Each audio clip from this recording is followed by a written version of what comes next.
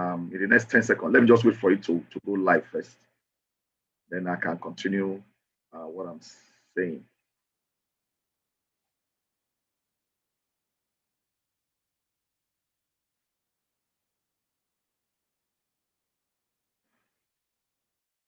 In the next 10 seconds. Let me just wait for it. All right. Okay, we are live. We are live already. I'll send you the link of the live recording as we go, so that at any point in time, anybody can just go over online and just go through it. So the link is on the chat box. So it's on YouTube, so you guys can do that. So again, good morning, everyone. Thank you for inviting me to your meeting this morning. I can see Mr. Moses Okara, I can see Oji Obunaya, I can see Mrs. Ajufo, I can see Ajufo Yime, and I know behind there is Chris. And thank you for inviting me. So for those who will not be able to make it, they can always go on YouTube and view it and so on and so forth. So we are here, and I know this is a crucial meeting for you. I've been getting involved in this kind of meetings for the past few months, training leaders. Yesterday I was with disciples in Kenya, Rwanda, Burundi, Tanzania, Ethiopia, and one other place, Kisumu. That was yesterday night, and just they were very, very excited, very encouraged, and God willing, in the next 1 week or so, we're also going to be live with the guys in Accra, Ghana. I'll be traveling down there just to go and see what we can do to help. So this is what I'm going to do. I'm not going to assume that I know what I'm doing. So what I'm going to do right now, I'm going to ask all of us, if you can, to share. Now, if you can speak out, just go ahead and unmute yourself. Everybody has the access to unmute. Unmute yourself and just speak. But if you're on the road or you're somewhere where you cannot speak, you can just type your answer in the listing. So what do you expect from today's meeting? What are your expectations? What would you like to learn? What would you like to leave here with? What would you want to be said? What would you want to be addressed? So that's my question. Very open, ended question. What's your expectation? What do you want to learn? What do you want? Which area do you want emphasis to be laid upon? Because I'm not just teaching a class I prepared. I'm teaching a class for you. So it is what you want, what you need, that I'm going to be addressing. I know that, like what you said, several things were sent to me. Yeah, several topics, but I want you guys to tell me the cocoa, the real some. They are great topics. What would you like to learn? I think, Moses, you want to speak? You can go ahead and unmute. Put your earphone on your right side, and your wife can put the other one on her left side. The other way, it will be easier. You get? Okay. Yeah, because of the way we. No. So just switch it to your hair, so that you'll be able to dragging it. Another way. One another. I used to do that with my wife a lot. Then whenever I shift my head, it will just pop out. Pop out from her ear. All right, go ahead, please. Good morning, all. For me, I've had opportunity of discussing with some disciples over here in Asaba, and I think one thing I really love us to discuss, because I feel is strong bond and unity. I feel that is the basis of being together. I feel everyone is happy, but not everybody is excited. Not everyone is excited. Everyone is happy, but not everyone is encouraged. So I think if we can talk a lot about teamwork and unity, because right now I feel we all come to church, listen to awesome messages every Sunday, and we say amen to those messages. But sometimes deep down in our heart, some of us will just leave and we just sift out some areas that concerns us and just leave the rest. So please, I would love more of unity, more of teamwork. yes, we will try to see again. If you talk about teamwork and others are not willing to how will I put it like that, are not willing to express or open up on issues, is a problem. But how do we get them involved? The fact that we're all disciples, so we need to carry everyone along. So to me, I feel like how can we carry everybody along? I look forward to, by the end of this session, I personally learn about building very good relationship and how to carry everyone along in whatever we are doing. And by extension, it will also help me in my place of work also outside the spiritual realm personally. Thank you. Thank you. That is very excellent. I like everything that Mumos shared. Talk about unity, and I appreciate your vulnerability also. Say people are doing well, but we just need to be more united. So, amen. That's very helpful. That's very helpful for me. I don't know if Madam Okara, you want to add what Oga has said. Good morning, everybody. From a woman's perspective.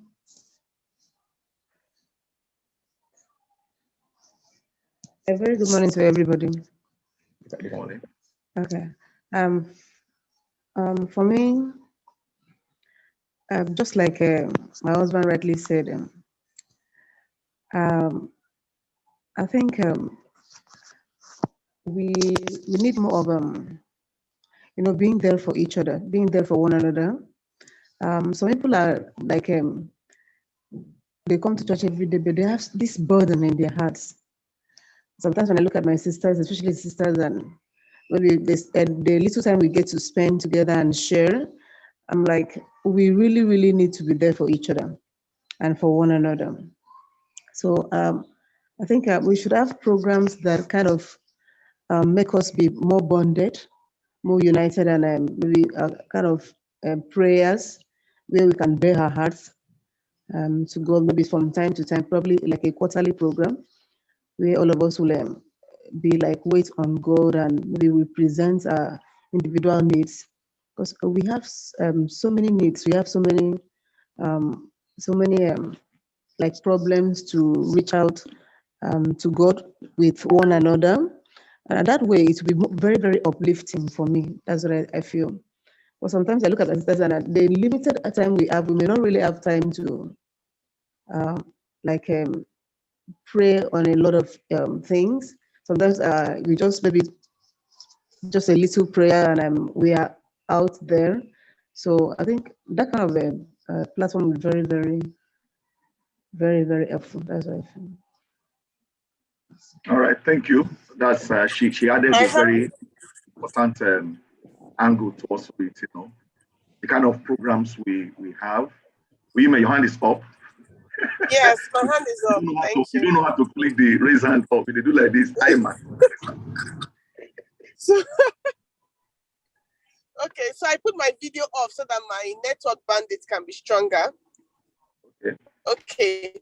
For me, I feel like effective leadership skills. Like I see our leaders, including me, and I feel like we are not leading properly.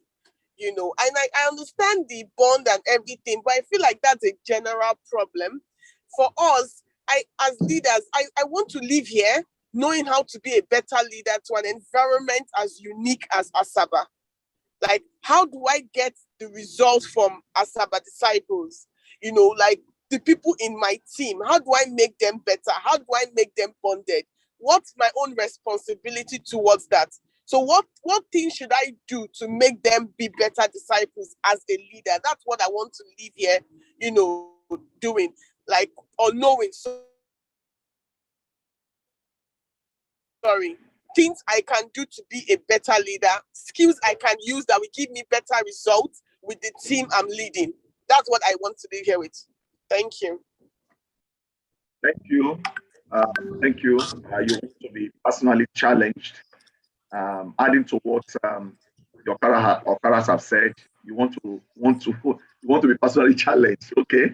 As we try to encourage everybody, we also want to be personally challenged. I can see Mrs. Ajufo. Good morning, ma. You're also on the move. Oh man, I think her video has frozen. Okay, is there any other person again that wants to share? What's your expectation? What will you so that I don't just I don't just come and just offload something alien, to you. I know whatever I'm going to share will benefit you, but I don't want to just share something that will just go above your head. I want to make sure that it meets your need, and that's why I'm asking this question. It's for my own good, and ultimately for your own good also. Who wants to share again? You can unmute yourself. You want to share, Miss Ajufo? Looks like you want to share. What are your expectations? The OJ, I want to hear from you also. What's also your expectation? And what this session does is that each person is able to break down the big grammar, all those things that you guys wrote down. I saw all and they're all nice. They are all nice. If I let me even see if I can go to some of them. Yeah, we need to talk about disciples who are no longer excited, effective leadership skill, how to be a leader to create change, result-oriented leadership, how to use modern tools, accountability, effective delegation for ministry, continuity, how to win locals to the church, giving in the kingdom of God, what bonds us together as a family, commitment, and law. I mean, these are great topics. I mean, I can be teaching this thing for 1 year. They are fantastic topics. But because we don't have 1 year, whatever, so I want us to delineate everything. How does it affect you? For you, if you do all these things, this is how it affects you. This is what I think will help me now. That is why we're doing this. So as we share, you are also having a chance to process your thoughts. And as you share, people around you too are saying, wow, that's good. That is, I'm thinking that way too. So that all of us can know what we're thinking. So that by the time I start to teach, it will not be meeting the need. It will not just be something theological. It will not be life transforming. So let's give one more person a chance to share. Who hasn't shared yet? Mrs. Ajufo, if you'd like to share, you can go ahead and unmute yourself. The audio Bonayas have logged out. I'm sure they'll be back in. You can also go ahead. Just click I can't unmute you from here. I can't unmute anybody from here. It will be a violation of your privacy. So Zoom does not allow even what they call it, the host to do that. Okay, well, while I'm waiting, so that we don't, we have just barely 1 hour plus left for this thing. What I want to do, I want to start with a devotional. If you don't mind, I would like to start with a devotional, and that devotional is going to help us just to set the table. If you have your Bibles with you there, you might want to turn to the book of 2 Kings. The book of 2 Kings. Okay. 2 Kings. That is where the devotional for today will be coming from. 2 Kings. I'm also trying to see if I can project it for everyone. If I can do that, that would be great. Or if not, we'll just let me see if I can project it for everyone. But it's 2 Kings chapter 5. It's one of my favorite passages in the Bible. Whenever I'm thinking about encouraging myself, whenever I need personal encouragement, or I want to encourage people around me, I always look at 2 Kings, because the story is relatable, and it's something that all of us can relate with. That's one. And number two, it's also something that we all know. It's also a very familiar story. I'm sure some of us must have done Bible discussions based on this story. I have, and I'm sure that you must have had sermons, preached, based on 2 Kings chapter 5. But we're going to use it today as a devotional, just to prepare our hearts for every other thing that we're going to do. I'll be talking about faith, which is my favorite topic. If I preach 99 inspiring sermons in a year, you can bet that about 80% or 90% of them is all going to be on faith. So this story is a story that happened during a time in Israel when things were not going very well. Things were not going very well in Israel when this story happened. And so if I want to plug it into our environment today, or even in our churches, I say, okay, some churches are struggling. So that means this story is very relevant to every one of us. And I think as we look at it carefully, it will help us to understand and to also raise faith where things are impossible. You'll be able to get some possibilities in everything. So I'm going to go ahead right now and share my screen so that you can also read along with me. Just give me a second. Let me do that. I think I've been able to figure out how to the passage, how to put the passage here for all of us. Let me do 1 click, 2 click, and 3 clicks. And I should be there by now. Okay.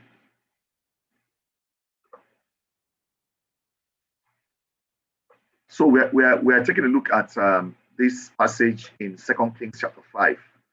And like I said, it's something that all of us know. It's a story that many of us have had Bible discussions, usually have Bible discussions. And it started off very, very discouraging. Then it ended up very challenging. And it ended up, came again, very, very discouraging and everything. So let's go to the story of Naaman. Naaman. Naaman is found here in 2 Kings chapter 5 in verse 1. And I'm going to be drawing out situations that I believe might help us. Now, Naaman was commander of the army of the king of Aram. The Arameans were not Israelites. The Arameans, they lived southern parts of Israel, down, and they were natural enemies to the Israelites. If you remember, even when the Israelites were entering the promised land, the Arameans didn't allow them to pass. So they had a history. They had a very long history of hostility with one another. So the king of Aram, the army of the king of Aram, that was where Naaman was a commander. He was a great man in the eyes of his master and highly regarded. Great man. Why was he highly regarded? Because through him, the Lord has given victory to Aram. Now, it is interesting that the Bible uses that through him, God himself has given victory. Now, what does that mean? That means that every victory, God allows every victory to happen, whether you're a bad guy or a good guy. That means that God can stop anything he wants to stop. God can actually stop anything. But God also used the Arameans to teach the Israelites some lessons about depending on the one true only God. So he was a valiant soldier, but he had leprosy.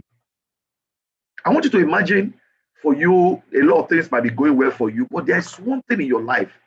That one thing you tell God, if you can change this thing, I'll be perfect. I'll be okay. I'll be happy. All of us have it. I have it. Everybody has theirs.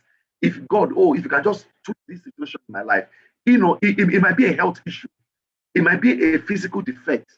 It might be an economic issue. It might be relational issue. It might be anything. All kinds of issues are there. People have issues. God just bless me with this. For students, it might be academics. It might be I want to pass. For people, it might be I want to get a job. So what happened? Backstory. Now the band of a band from Aram had gone out and had taken captive a young girl from Israel. So they normally go to raid. So when they go to raid, sometimes they take captives.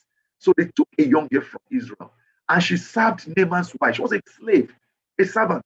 Now, can you imagine this girl with her boldness? She said to her mistress, now, for a servant who was taken as a slave to be able to now approach the mistress, show the kind of relationship they had in Naaman's house. That means in Naaman's house, they were very relational. Even though this girl was a slave or a servant, but she could approach, she cared enough. You know how you are in a place and your boss is going through suffering and you hate your boss. You'll be saying, God don't catch her. God don't catch her. But for this girl felt for her boss. And she told her mistress, if only my master will see the prophet who is in Samaria. He will cure him of his leprosy. Even just by saying, you know how you say, this sickness when you get to, if I have a doctor, if only can just go and see that doctor, everything will be okay. You see, that is how we talk. But you and I know that it is not just about physically having contact with the man to cure you. It means more. It means that if you go there, you're going to take instruction. But here we are told, if only you go and see the prophets in Samaria, then you'll be cured. So today, where do you have to go to get answer for the things that you are praying for in your church? As a leader in your church, what do you have to do? Who do you have to see? Who do you have to see to get that help?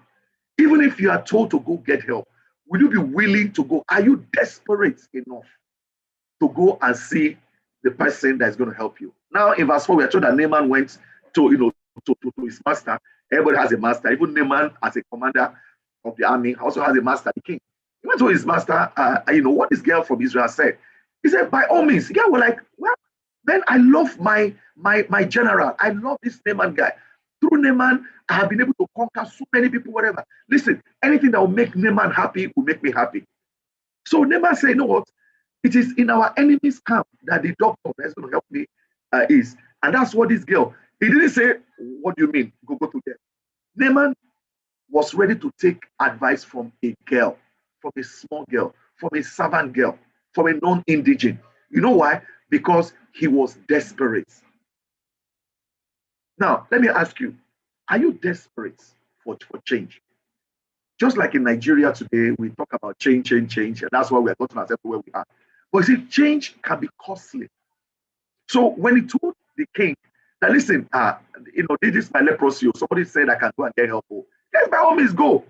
Then the king of Aram, in fact, start going. Then I want you to be happy. I want you to be, and that is what we should be doing. Anything that can bring succor to any one of us, let's help. In fact, the king said, you know what? I will send a letter to the king of Israel. I will send a letter. In fact, I will accompany you. I will say, can you imagine somebody saying, oh, you can get a job in so and so place. You know what? I'm going to send letter. And as a minister, I do that a lot. I send letter to universities, where students are getting admission. I send letter to people where they're going to get a job. I guarantee them a lot. So Naaman left, taking with 10 talents of silver. That's a lot of money. 10 talents of silver, 6,000 shekels of gold, and 10 sets of clothing. This is not ordinary one. I mean, it's like Jojo and Mani. One set might be up, down, with the hood, with the shoe, with everything. He took with him 10 sets of clothing. Of course, these are payments for the help he's going to get. So the letter that he took to the king of Israel, this I read. He said, with this letter, this is what the Aramean king said. He said, with this letter, I'm sending my servant Naaman to you so that you may cure him of his leprosy. You see how that is? I'm saying to you, he can cure you. Of course, that sounds weird. As soon as the king of Israel read the letter, he tore his clothes. I was like, am I God? Can I kill and bring back to life? Why does this fellow send someone to me to be cured of leprosy, of everything in the world, leprosy? See how he's trying to pick a quarrel with me. You see, what does that show? That shows that everybody has their limits. There's a lot of things I can do as a person, as a man of Amen. There are also things that I cannot do. So let's be honest.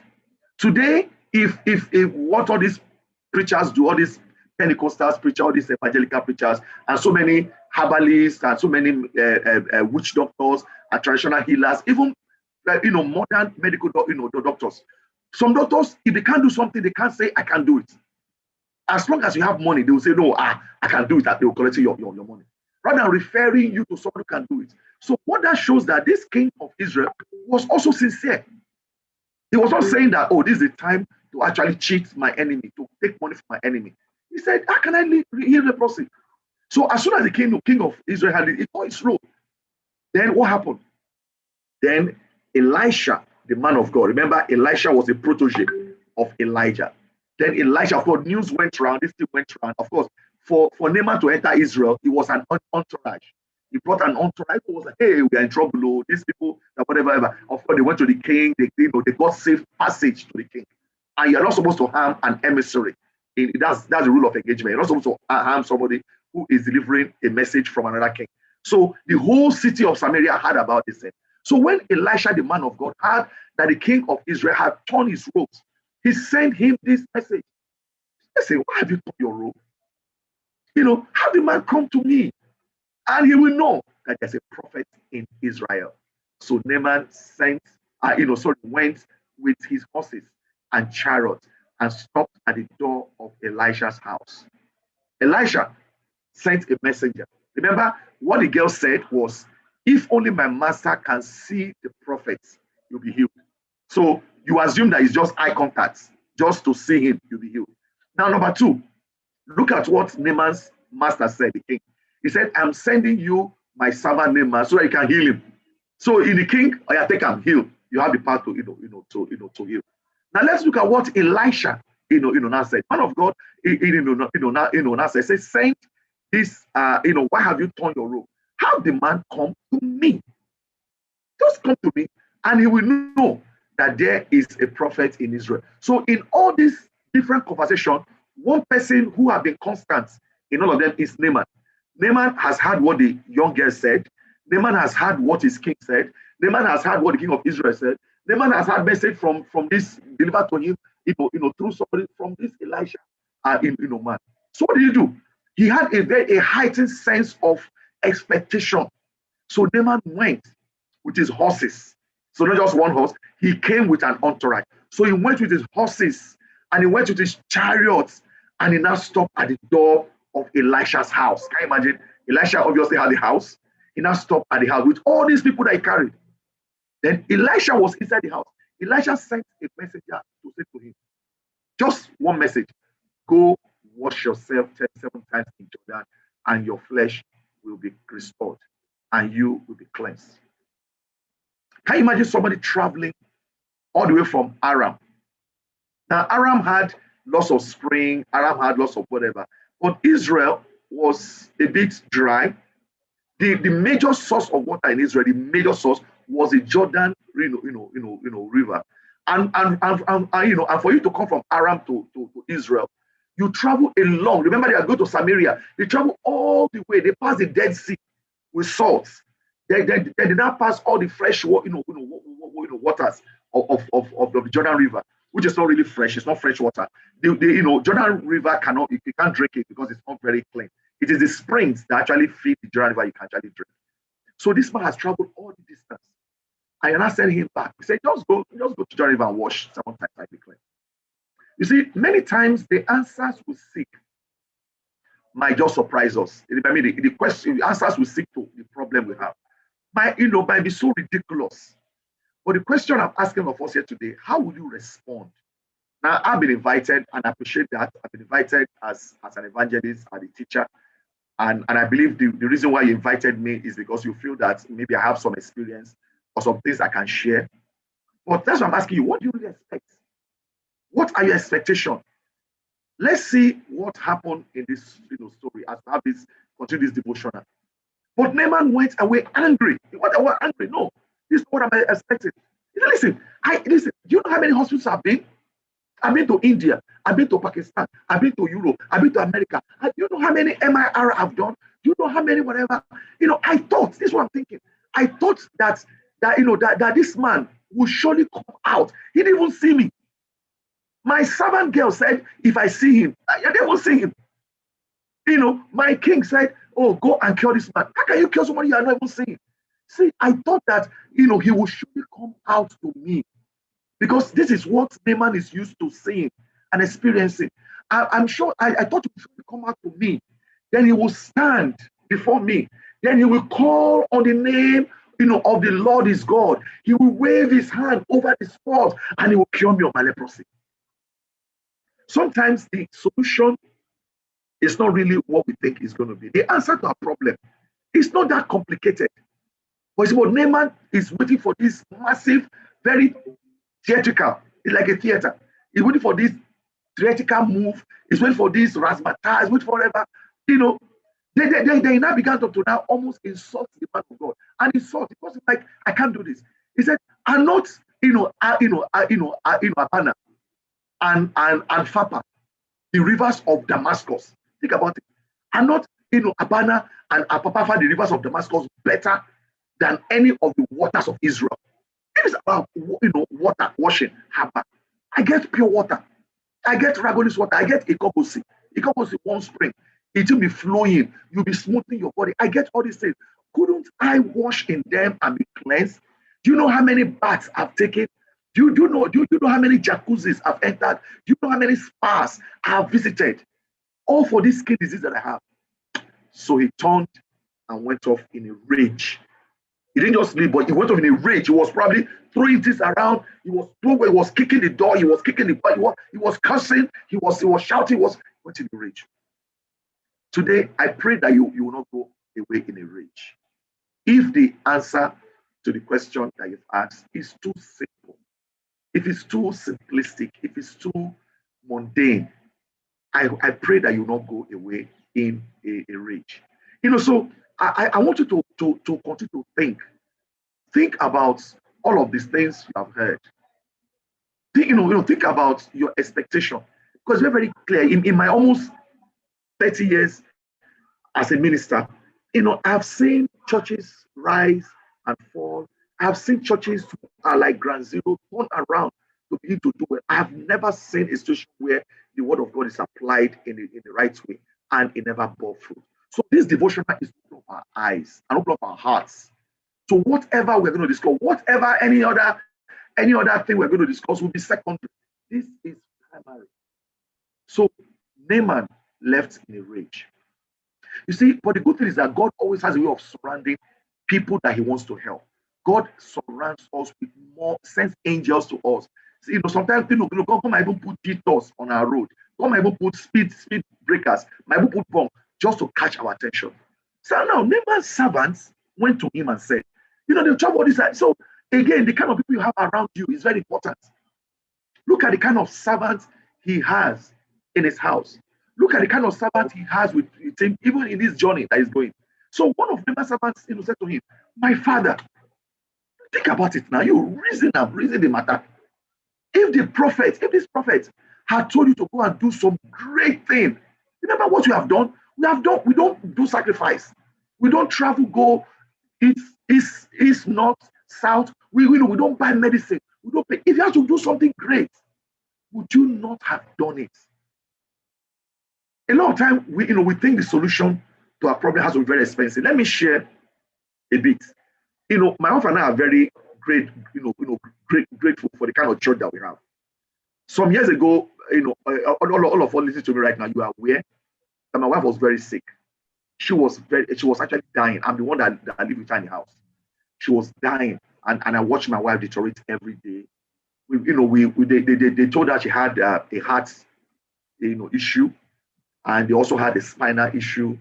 We've seen even professors, like I don't want to mention her name. There's a professor she is the grandfather of them, or the general overseer. We even saw her. We've some consultants where consultation fee is 40,000 just to fill the form is 40,000. In Ikoyi, we've got to Ikoyi. We've seen whatever. She has taken medication. She has gone to Nut. She has gone to Igbo. She has gone everywhere. Nobody could tell her exactly what's wrong with her, and she was dying. My wife stopped driving car. She passed out twice when she was driving car on express road. She couldn't lie down on her back for years. She couldn't carry things up. She couldn't do so many things. Sometimes she would just be crying. I know what it means to leave the house 1 a.m. in the morning, driving her to hospital, rushing her. I know what it means I can't even go far. Immediately I go far, she'll call me. We need to come back. No. I know all those stuff. Then one day when I went to Minicure, Shodi, let us run a general check. They just run a check.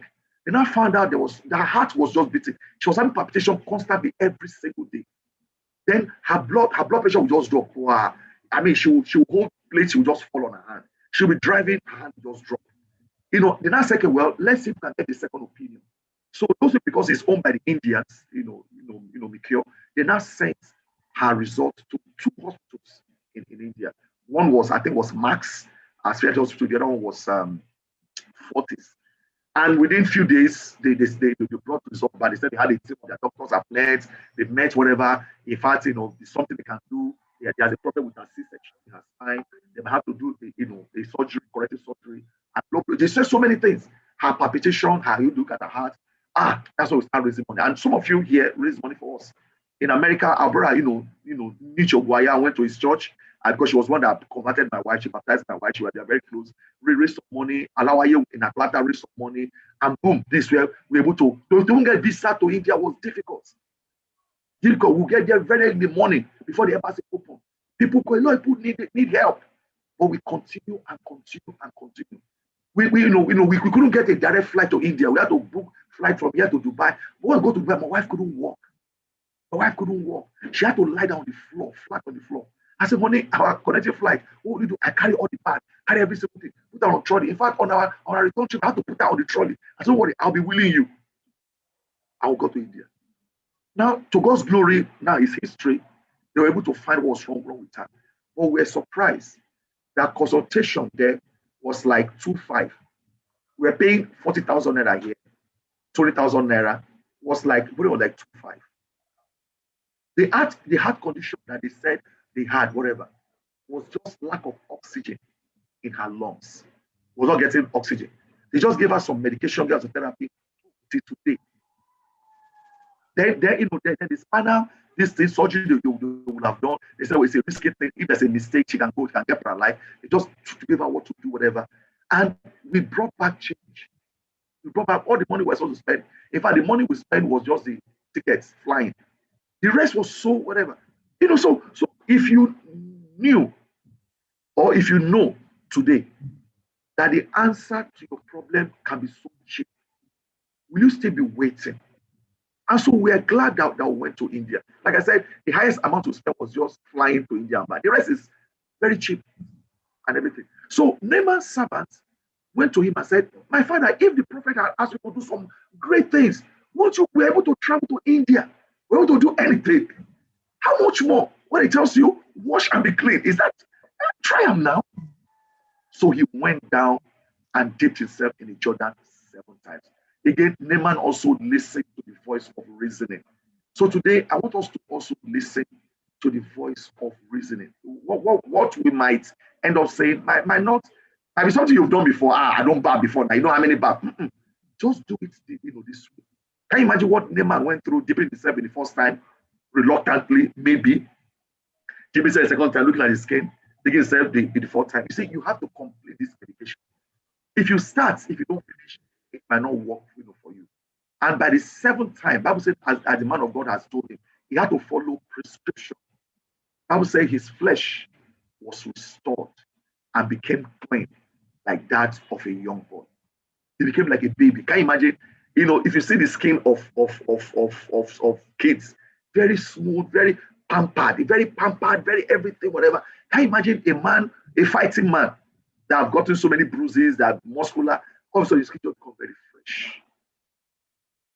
Then Naaman and all his attendants went back to the man of God. He stood before him and said, now I know there is no God in all the world except in Israel. Remember what Elijah said? He said, when you come, you will know there's a God in Israel. He didn't say there's the only God, there's God in Israel. When the guy came, the guy confessed. Now I know there is no other God in all the world except in Israel. Please accept now a gift from your servant. Of course, we know the story. Elisha, didn't accept the gifts, that he brought. It was like, hey, it's free. It's just for you. And that's what Jesus Christ said. You treat your enemy, treat them very well. So this devotional is just to help open up our eyes.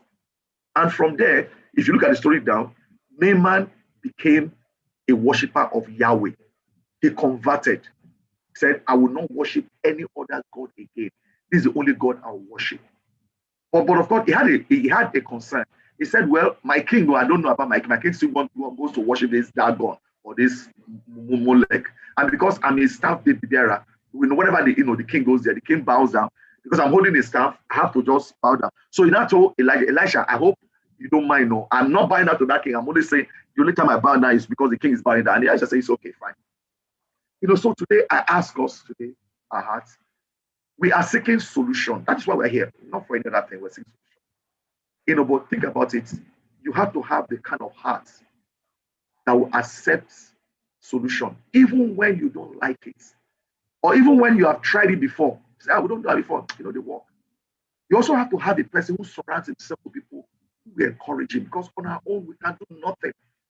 We need people who encourage us, and I'm encouraged that all of us have taken time to sacrifice, to take time, to be here. So that that is my short devotional to just open up our hearts and our mind. So what I'm going to do right now, I'm going to ask for feedback. What are you taking away? What has this devotional done to you? How has it prepared us? Okay, so you can go ahead, and anyone can go ahead and just unmute your mic and just share how has this devotional, how do you think it has helped in preparing your heart for some of these, to receive answers to some of these things that we have talked about? So anybody can go in a particular order.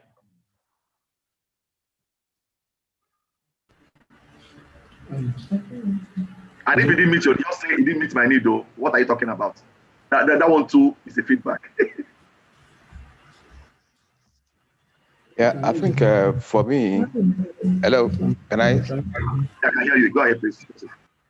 Okay, I think for me, when you were just speaking, I was like, wow, this is a very good passage that brings out a lot, both from the life of Naaman, the king, and everyone concerned. The first thing I picked out from there is humility.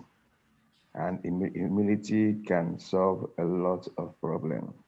Sometimes I may be right in my actions or what I'm doing, but if I'm not humble with the way I pass things across, definitely to be a problem, really, especially in the area of communication. And that is one thing I definitely picked from all you've said today.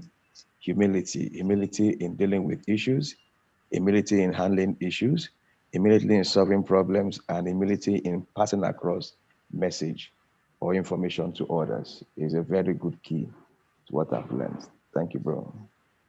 All right, thank you so much for sharing. Moses, who is again wants to share?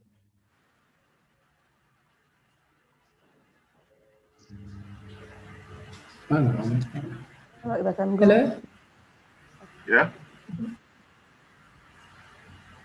Yeah, okay. I think for me, what I've taken is like a desperate change. Looking at Naaman and looking at the young girl, it doesn't matter who. God has a way of doing things. It might come from anybody. All we need is a humble heart, a humble to take from anyone. It doesn't matter who. You don't know who you will learn from. You don't know who is going to transform your condition. So it's just for us to have the big heart to take corrections, rebuke from anybody, because it might go a long way for us if only we have the big heart to accept the challenge, to accept the change, just to listen, have a humble heart to listen. I think that's what I have taken, a desperate change. Thank you. Thank you for the feedback. Once again, anybody wants to Yeah, for me, can I talk, please go ahead. please? Yeah, for me, I think it's just, it shows relationship. Thanks so much, Brema. It shows relationship on the side of Naaman and how he built his family. Because the slave girl who was captured from Israel had access to the wife and even to him as well. And he was accessible. So he just even as in position that one has now, for one to make himself accessible to everybody, so that people will not find it difficult to assess somebody, to rebuke, to give advice, to give correction, and to give input. I think that is for me. There are a lot to take home from here, but I think this is just very, very key to me. Thank you. Amen. Do we still have anybody that wants to share? For me, Oyime wants to share. Okay. Mrs. Opera. Okay, hold on. Let me moderate. Let's have Mr. Opera first, then after Oyime. Okay. Thank you so much for the message. I'm really, really inspired. And for me, sometimes we have our options open. We expect God to work in certain patterns. We've already planned out everything, but God has a way of working that is very, very different from us. And his own thinking too is quite different. Some blessings or some things that happen to us, God has already charted it out. And because we have our own options open, we may not really see the plans of God in everything that we do. The same thing applies to the ministry. God can use anybody. God can use a slave girl to bring about revival, to bring about turnaround. So we should keep our options open. All right, that's very good. I like that word. Keep your options open, because even the Bible, says it. It said, "Sow your seed in the morning, and in the afternoon, don't let your hand be idle." You don't know which one will do, whether that this one or that one. So keep your options open. That's very good. So be open-minded. Okay, that's excellent. Okay, let's have iPhone. Who is on iPhone? Okay, please. Okay, you're muted. Is that Mrs. Ajufo? There are so many Mr. Ajufo in this group. Okay, please speak. Okay. Can you hear me? Yes. I hear okay, you. for me, I have two things I really went home with. Thank you very much for the scripture. The first one was that Naaman listened to his servants twice. You see, he got there because of his servant, and he went back to the stream because of his servant. And what I took there is that he trusted the people around him. To him, Elijah was a stranger, right? But the servant he knew, he trusted the people around him. He had a team of people he could trust. I would say that's teamwork. For him to listen to the lesser people around him, he trusted their opinion, even though they were not as qualified. Yeah, Mrs. as he is. Ajifo. Then, Mrs. Ajifo. Margaret. Good morning. Good morning. Okay, my sister, just hold on. Junior, Mrs. Ajifo is talking. Let's Oyime. She's up Okalonu. Finish what you're saying before your. Okay. Now, my second one is, am I ready for the solution? Yeah. So everybody has one issue, and we as leaders, especially in Asaba, I've seen it. I do it a lot. All of us do it a lot. We see there's a problem, and we already envision what the solution should be. The other person should be humble. The other person should listen. The other person is proud. Am I ready for the solution? What if the problem is me, the leader? Will I take it? Am I ready for it? Or do I have the problem in my mind and the solution in my mind? Or am I humble enough to take what the solution will be? But if it's me, I should be humble enough to take that problem and go with the solution. That's what I learned, the two things. All right, thank you, Oyime. So, Auntie Meg, you are on now.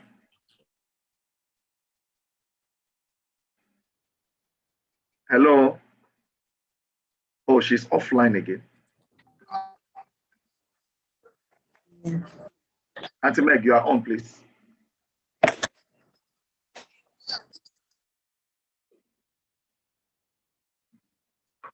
Hello, you need to unmute yourself.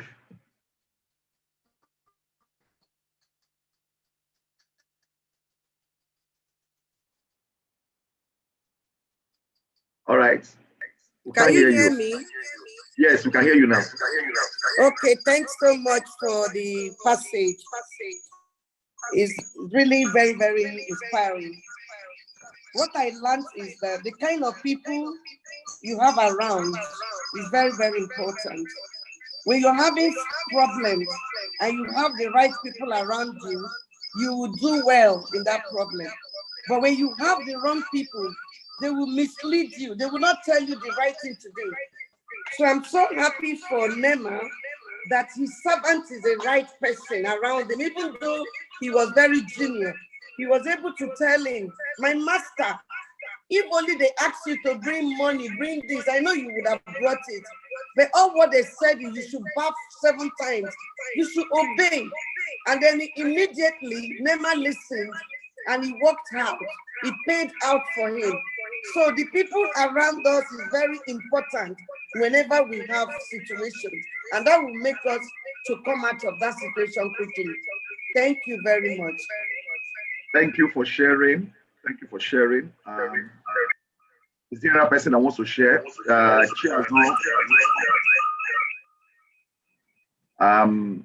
Who wants to share? Can unmute the mic and share. Okay.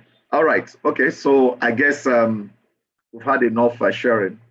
So please, if you see smoke coming out from my where I am, it's not be cigar they smoke. I have this thing I use in cooling myself. It's a humidifier. There was one time I was having tea, and somebody was saying, "What you?" Somebody was asking me what I was smoking. It's a humidifier. It just cools when there's no light. So this thing they blow. Thanks so much for that.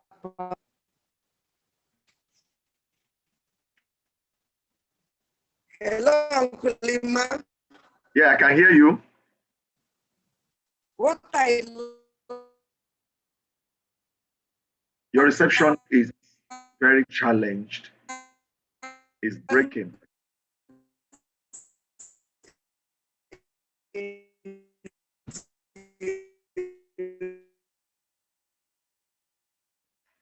We can't hear you. It's I think your reception is very poor. It's not carrying.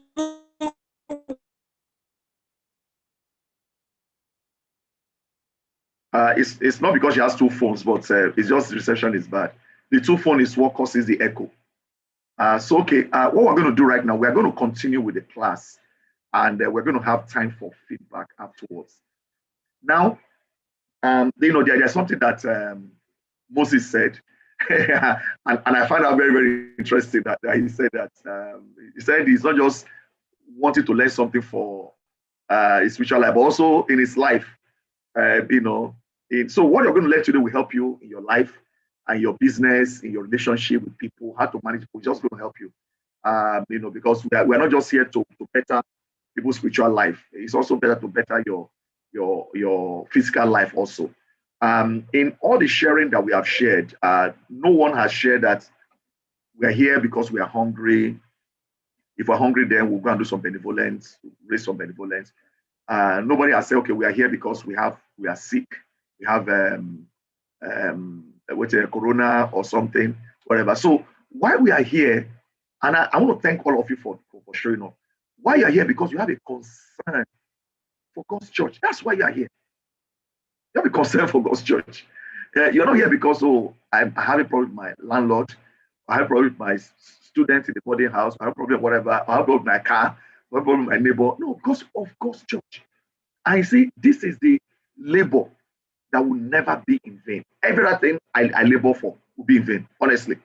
My academic performance, my academic acquisition, my house, everything, when I die, everything is gone. I'm not taking anything.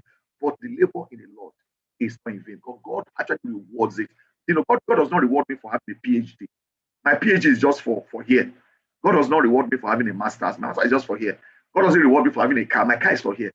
But what God wants is the input. Is the input I give into the kingdom of God. And that's why all of us are here. And that's why I'm also here with you, because we want to see the church. So based on what all of us have said, you are here because you feel that you can do better as a person. That you can do better as a person.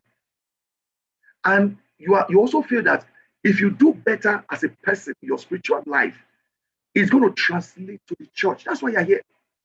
I also feel that I can do better in the way I'm relating with my brothers. Because if I do better, then it's going to help the church. We can do better in all we're doing. So what is church health? We are here. Nobody is a disciple on their own. Jesus said, go make disciples of the nation, baptize them, teach them to obey. He never said make disciples and just throw them away. He said make disciples. We are a communal, we have a communal relationship. The church is about people come together. And so from time to time, we take a check. Either you take a pulse, you take a pulse to see how your pulse is going. We take a rain check. How are we doing as a people? How are we doing as a church? And there are some things that people normally use to determine the health of a church. Number one, I mean, in no particular order. They will say, oh, are people excited? Are people generally excited? People might be excited when they go for a party. They might be excited when, when they go to school. They might be excited at work. When we come together, is there excitement? Number two, when we come together, is there commitment to service? Is it the same people that do the same thing over and over and over and over again? Is there commitment to, to sacrifice, either, giving up of our money, of our resources, of our talent, whatever? Is there that, okay, Moses had to stand. Is there that joy in giving it up? You have a church where it's only a few people that are doing the same thing over and over and over again, and they become tired, weary. You have a church where there is growing in terms of attendance to meeting. Are people happy to bring their friends to this church? When people come to this church, do they want to stay? Are we converting? Are we meeting our needs? These are not just questions that people are asking in Asaba. These are questions that people are asking all over the church in Lagos. These are questions that people are asking all over our church in Nigeria. These are questions people have asked me as I go to preach and teach all over Africa, all over the world. It's the same thing. And so if you're asking this question, know that you are not alone. You know how we are in a class, maybe a mathematics class, there's something you don't know. But you don't want to ask questions because in your mind you think everybody knows the answer apart from you. So if you ask a question, you think you're Olodo. And that's how we're raised up in school. You're like, don't you know that? Rather than just saying, wow, thank you for asking that question. You're like, are you asking this question, this simple question? They make you look like a fool. So a lot of us grew up that way. And that's our environment. Where we are not in touch with our emotion, where we don't care. So sometimes people are suffering. They are suffering in silence. they are saying, if I talk now, people will look at me weird. That, something, how come it's only you? Listen, you are not alone. So what I'm going to do to today is just a snippet of some of the things I have taught leaders around the country, outside the country, and I've seen it bear fruit. Because I've seen it bear fruit, I'm able to recommend it for you to say, let's see if this thing can be helpful for you. It's like a medication that somebody has taken. If you take a medication or you use a product that works, you cannot refer somebody and say, okay, well, this thing, it worked for me. Why don't you try it? Maybe it will work for you. And that is what I'm going to do. But before I do that, I want to guarantee you that actually it will work for you. Because they are based on principles, not on some kind of what would I call it, value. Because your value can change. What you consider valuable today might not be valuable tomorrow. But these are based on time-tested principle, and they work for everybody who has tried them. And this principle, we're going to start from just knowing ourselves. I want us to appreciate ourselves first, so that we don't beat down ourselves, so that we don't think, oh, woe is me, I'm a nobody. Let's understand ourselves. For you to be able to find a solution to the challenge, not a problem, to the challenge that we have. First of all, you have to understand your own self. What are you bringing in to the table as a leader? That's what I want to encourage you. Obviously, we're not going to finish this class today and now. We can always continue some other time. But the good thing for people who are not here is that, again, this thing is recorded, is live streamed on YouTube. So for people who are traveling, maybe your network is giving you issue, you can also log in on YouTube and see how maybe it might be easier for you. The only thing is that you cannot interact like we are doing here on WhatsApp, or sorry, on Zoom. So I'm going to go ahead and post the YouTube link again. So if you click it, it will take to YouTube.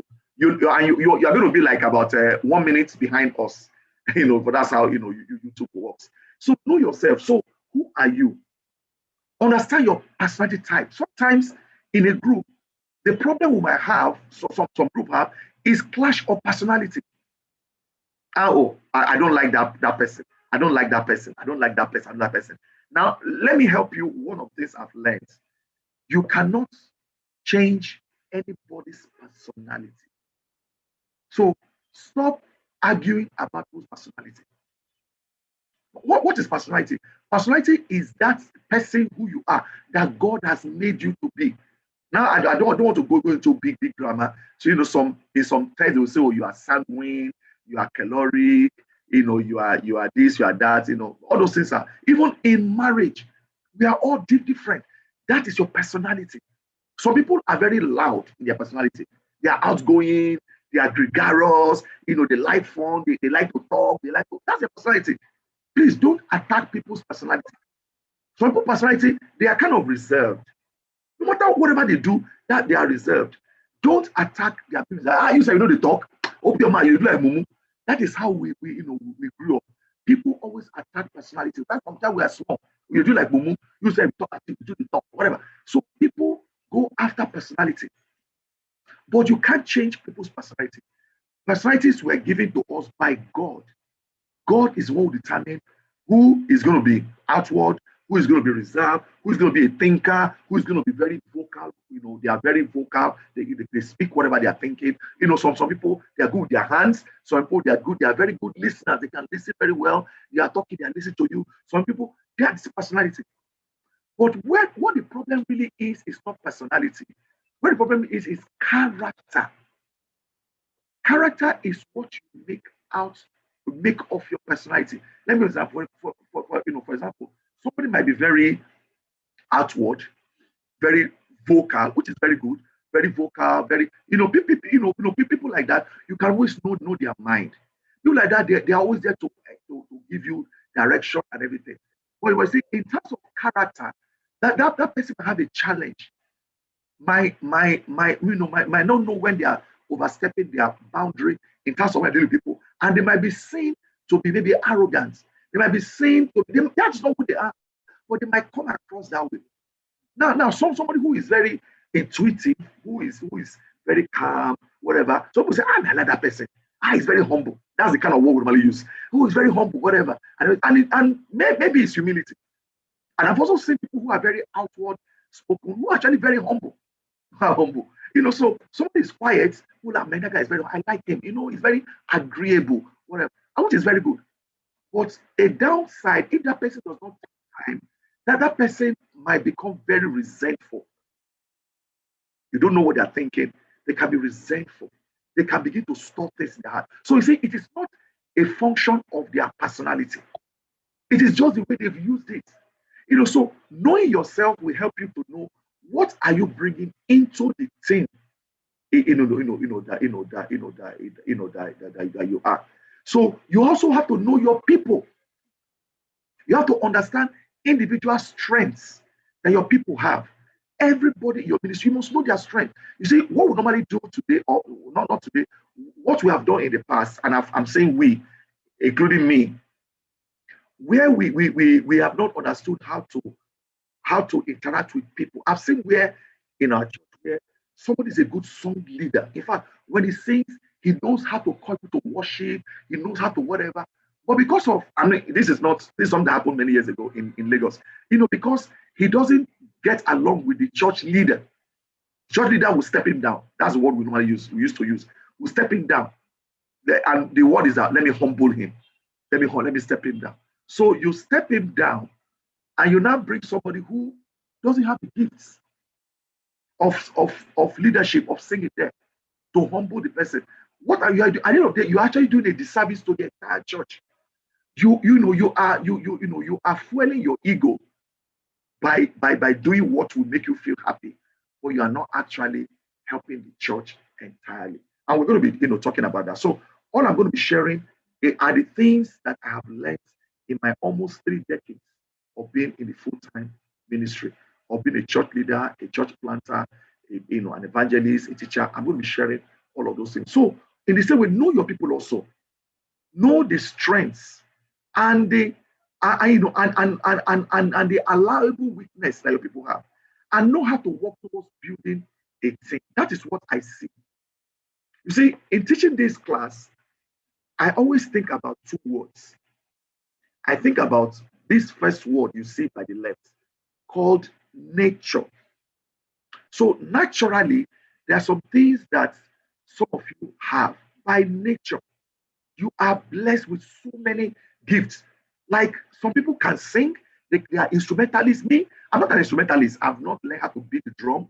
I've never learned how to play the flute. I've not learned how to play the keyboard. Some people are very good. They don't have to go to school, they just learn it. Some people are blessed with natural vocal ability. Some people are natural servants. That one you see them when they come, let us to this place. Oh, let's enter this place. They are very good at that. So people are just naturally hospitable. Even though the Bible says all of us should be hospitable, some people is their gift. They know how to take care of people. Some people give generosity. They are very generous. Even though all of us are called to be generous, for some people it's just a gift. Some people, even though we are all called to evangelize, some people evangelism is they just love to do it. I know people just love. They just they will just invite them. So it is good for us to know the natural strengths that everybody have naturally. Now, there are some things I don't have by nature, and I can share some of those things. Naturally, I'm not an orator. Naturally, I'm not a spokesperson. Naturally, I grew up. I have a speech impediment, and I say I have a speech impediment. I have what they call dyslexia. I'm dyslexic. That means it affects when I talk. It affects my handwriting. Even though I'm an artist, I'm a trained artist, but I can have very horrible handwriting. And when I write, I jump things, I skip things. When I read, it affects my eyesight. I jump things. You must have seen it even when I'm reading a part of Second Kings. Sometimes I'll just jump. I'll jump the next line. It's just a function of my eyes. And when I write, my spelling, I spell things the way I think I know them. So I grew up not very good in spelling, even till now. Now I write, I'm a writer, but my spellings are very poor. So that is by nature. So how have I survived? How can you say, you don't write well, and you are able to publish a book? You have a speech impediment, and you are a preacher, you are a teacher. How you do it? And I'm not very good with relationship naturally. So that is where the second one comes. It's called nurture. So there is nature and there is nurture. So the things you don't have naturally, but you can always learn. That's why we go to school to go and learn. That's why people go to voice training. They go to music school. That's why I'm a member of the what they call it of Toastmasters International. They teach you how to public speak. Because I know public speaking is not my strength. So I have to make sure I go to people who can help me to public speak, who can critique me on my writing, on my speech, or so many things. So that is nature and nurture. So I want you to be thinking about yourself. What are the things that you have by nature you are very good at? Naturally, very good at. You see, you cannot rest on the things you are good at alone if you want to mingle around people other than yourself. And that is where emotional intelligence comes. Emotional intelligence is to know yourself very well, know other people very well, and know how to now maneuver with other, how to now mix with other people. So that's emotional. And companies pay millions to trainers to train their staff on emotional intelligence. And if you are emotionally intelligent, it will reduce the rate of quarrel you have with individuals. Even as a married person, it will reduce the rate of quarrel you have with your wife. Or if you're an employer, when you know how to read people, you know how to treat them, and you know how to get the best out of them. So by nature, what is it that you are blessed with? By nurture, what are things that you need to learn to be a better leader? Because there is no perfect leader anywhere. What are the things? Here are the scriptures I normally use. For nature, I rely heavily on Romans chapter 12. In Romans chapter 12, verse 3 says, "For by the grace given me, I say to every one of you, do not think of yourself more highly than you ought, but rather think of yourself with super judgment."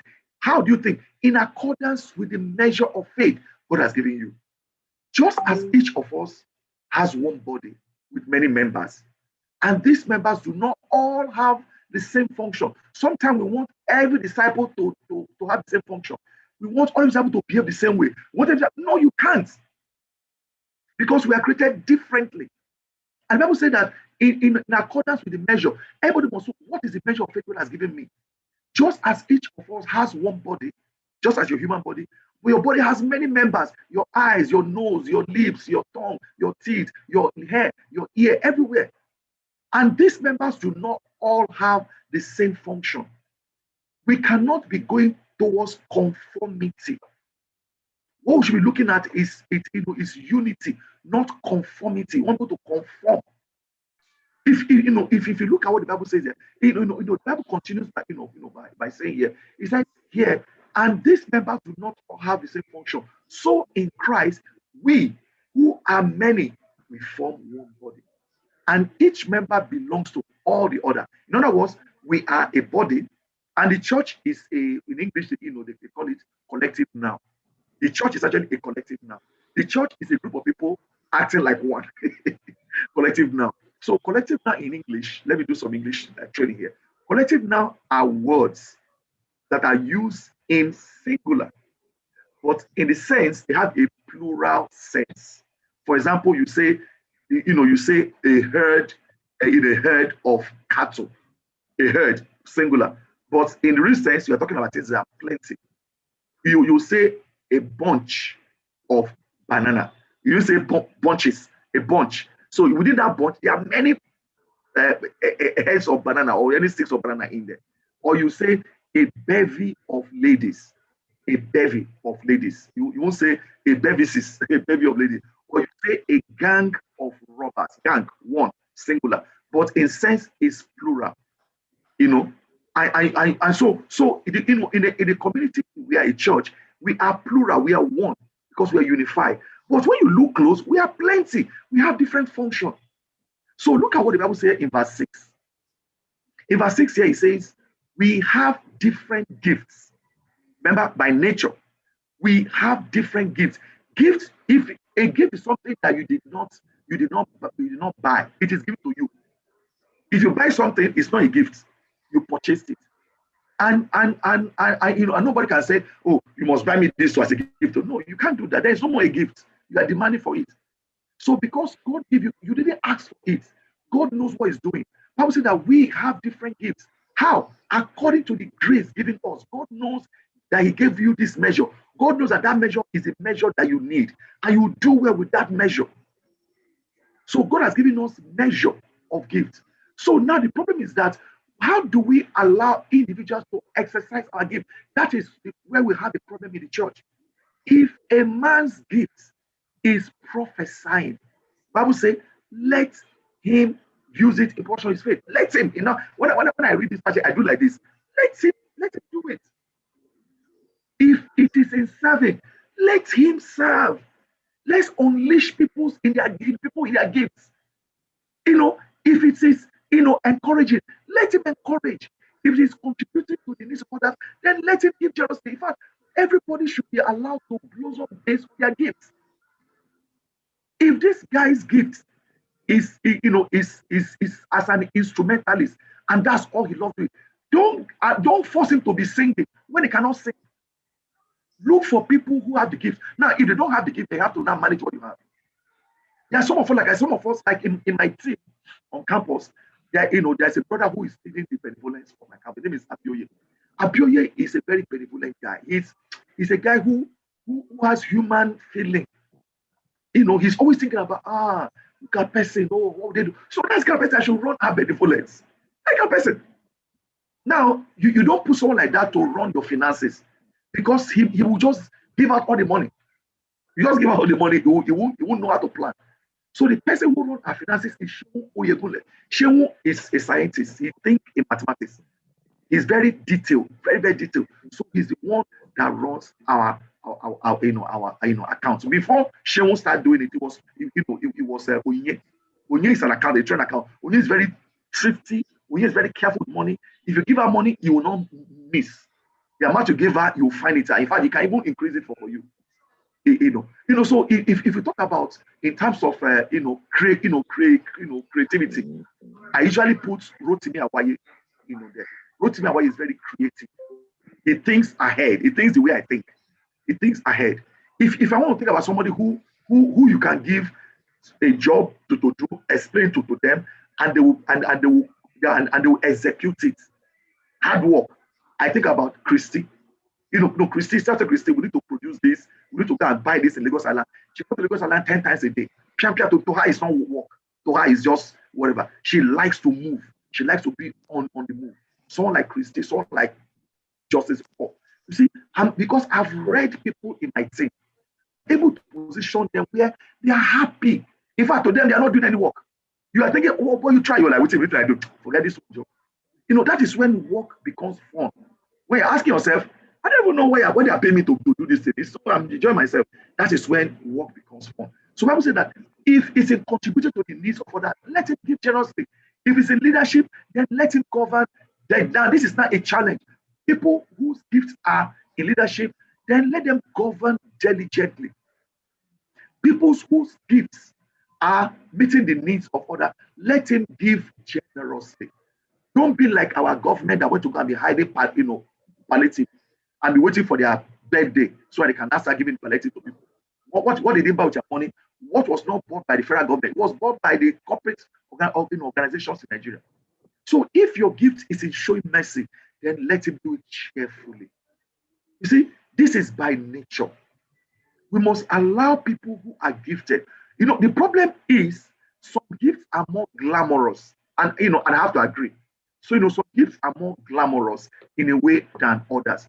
So sometimes people want to go to perform in a place where it's not their strength, because that is where they clap for people more. That's where people don't know the work that goes into it. So the way I've been able to deal with that is, rather than focusing on the title, I focus on the core, what it takes to produce it. In other words, if people think, oh, whenever I go upstairs to go and say they clap for me, so me too, I want to go so they can clap for me. What do? I ask them, okay, well, I want, who is the one who is going to call for Sunday meeting? Who is going to come for rehearsal? Who is the one who is going to show us their singing ability? Then, if you can do that, then you can climb up. But when we put reward ahead of work, before work, people are going to start to scramble to for reward, not for the work. So that is nature. Now, what if, and there's wrong in you saying, oh, even though naturally I'm not blessed, not like me, naturally I'm not an orator. I'm not a good orator naturally. So that means that I cannot be a teacher, I can't be an evangelist. So I have to now train myself. So that is where nurture comes in. There are some things that you're not naturally blessed at, but you can at least try, you can build yourself up. That's why we go to school, that's why we get mentorship, that's why we read books, that's why we attend seminars, that's why we're doing this training we're doing right now. In 2 Timothy chapter 2, verse 20, the Bible says, in a house or in a church, think about it, there are articles. If you come to anybody's house, you see articles, different articles. Not only of gold, you just say gold. You also see silver. Gold is usually priced as the most valuable article. Most people have gold. Then you have a lesser one, silver, but also of wood and clay. Now, that's what we have. Think of our church like that. We are all human beings, but in terms of what we can give, what we can produce, what we are bringing to the table, some people, it might be expensive as gold. Some people, it might be expensive as silver. Some people, it might be like wood. It might be like clay. Remember, God has given us everybody based on what He wants. So how do we do so that we don't look down on one another? What if your own something is clay? For example, let's say you can't read and write. So because of that, nobody will call you to go and read Bible in front of the church. Oh, because you can't read and write, nobody will call you to go and lead a Bible discussion. Okay, it's not your fault. But can you learn to read? Yes. I've taught some people how to read. You can learn to write. Yes, you can do that. You can learn to do PowerPoint. I taught all my interns on how to do PowerPoint. I taught we do speaking projects. I will teach them how to organize events. He says, so some of these articles are for noble purposes, like you show off, gold, all those things you wear on your neck, and some are for ignoble. Some of them you don't display them. You don't display them. So what can we do here? The Bible says that if a man cleanses himself from the latter, that from the ignoble one. If you clean yourself, if you polish yourself, he will be an instrument for noble purpose, made holy, useful to the master, and prepared to do any good work. So this scripture tells us that even if you say, oh, I don't have anything to offer, oh, whatever, God didn't bless me, because that, but can you learn? Can you train yourself?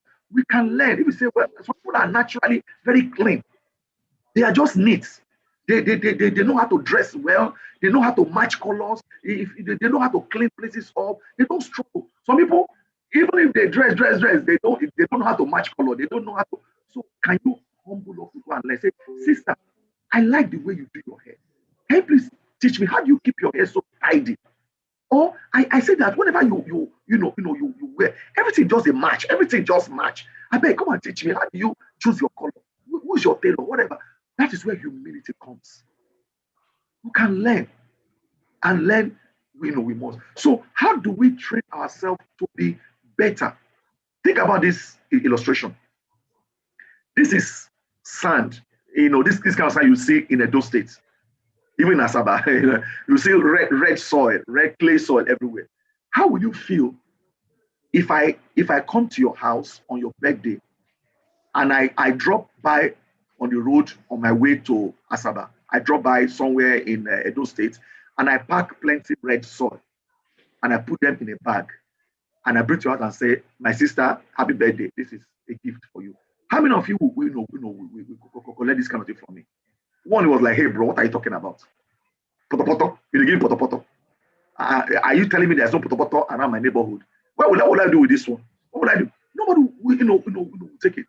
Now, that is by nature. It is sand. It is clay. It is poto. It is dirty. It is sticky. Nobody packs this kind of sand and put their palo on their dining table, or carry it and put it on their television, or put it on their bed. Nobody does that. But what if I take this same clay and I put water inside it, I mix it with water, I pound it, I make it, then I sieve it with cloths. I put lots of water like they do akamo. I sieve it with cloths. Now the fine akamo will not go down. Then the chaff, I will not throw it away. Then I will not allow the water to now settle for some days. Then I will not pour the water over there. What I will have is fine clay. Then I now take this fine clay. As an artist, I did 2 years of ceramics in school. Then I'll now put it on the turntable. I'll now begin to now turn it, twist it, mold it, and eventually I'll come up with this. Now, if I show up in your house with something like this, would you collect it from me? That is why even as I speak, I have something like that on my table with somebody's photograph there. This is my mug. This mug used to be poto. This mug used to be sansan. This mug used to be on somebody's on a road somewhere, inside a dirt, inside a ditch, inside the ground somewhere. But it took somebody to dig it out. It took somebody to refine it. It took somebody to shape it out, to now fire it, put it in oven, fire it, and now glaze it. And today, proudly, I can put it on my table. It's always here on my table because I make tea. I can make my tea all the time because I love drinking tea. I can make my tea and it can refresh me. So I can put poto on my lip. I can put poto in my mouth. I can put milk inside poto and drink it because somebody has taken time to refine it. See, that is what we should be doing for ourselves. And the thing too is this one too, a saucer that I have here.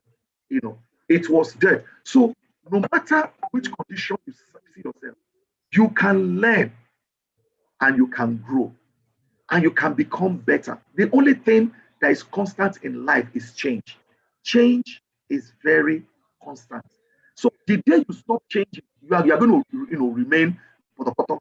The day you stop changing, you are going to remain just one clay by one road. People are going to be driving past you from Benin. You will drive whenever rain fall, it will wash you. People will pack you and throw you away. But when you decide to allow yourself to be refined, it takes time. The Bible says the word of God is for teaching, for rebuking, for correcting, for training. You must pass through these stages so that you cannot become Like the Bible says, look at that word again. The word that the Bible used. The Bible says, if a man cleanses himself from the latter, that's from the potopoto side, he will be an instrument for noble purposes, made holy, useful to the master, and prepared to do good work. So I think step one in changing our church is to first of all change ourselves, change our attitude. As a leader in church, I can't come late to church. Not because I want to show example only, but because I'm coming to meet God. Can you imagine you having a meeting with the president of the country and you're showing up? If I will tell you people should be seated at a particular time, should be seated. No, the meeting is 1 o'clock, but by 11 o'clock, I say people should be seated at 11 o'clock. That means what time will you not come? You come early. Will you be grumbling? Would there be anything too much for you to do? You want to just like Naaman. Naaman wanted to do anything because he was looking at the bigger picture. A second picture I want to show us is a picture of this team. It's a victorious team. You can tell. You can tell that somebody has scored or the match is over and they've won. And if you can look at this man at the back, the other opponent wearing wine color, you see that they are the one that have lost. These people are celebrating. So this is where every church wants to be.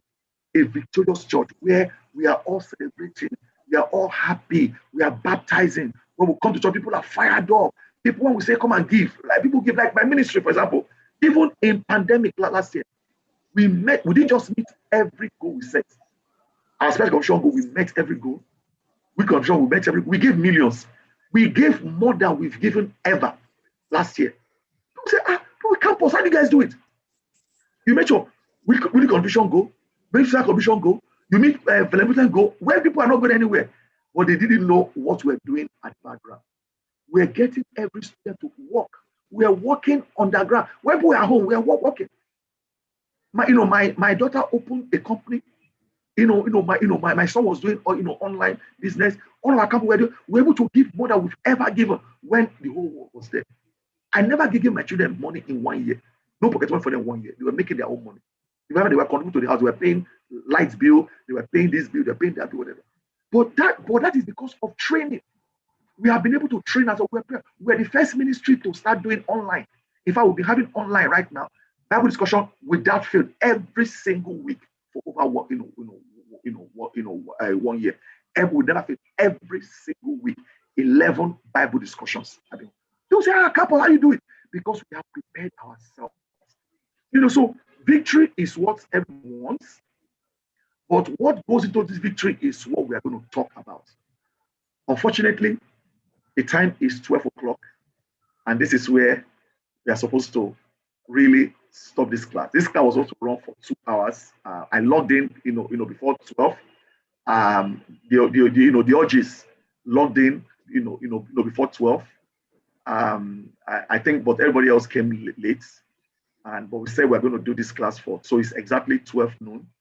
And we've not even begun to scratch the surface. So what I'm going to do right now, I'm going to ask, what do you guys think we should do?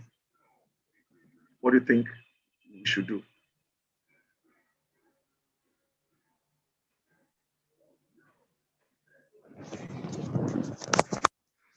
Well, hello? Yeah, Moses, I can hear you.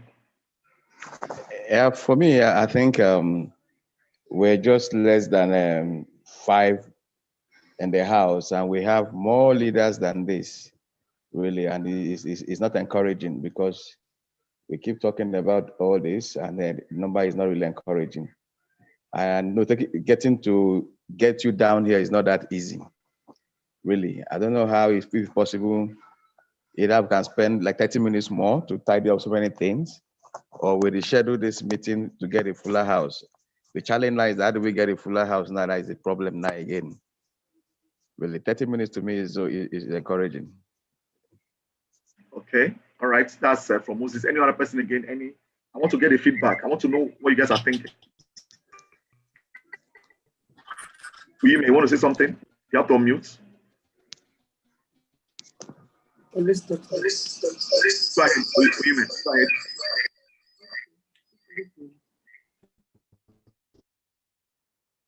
Uyime, can you speak? Your hand is up. Go ahead, please. We can't hear you. I don't know if it's me.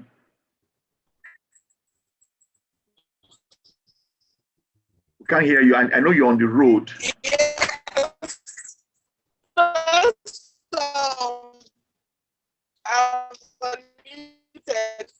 off, I did come late. I want to say that.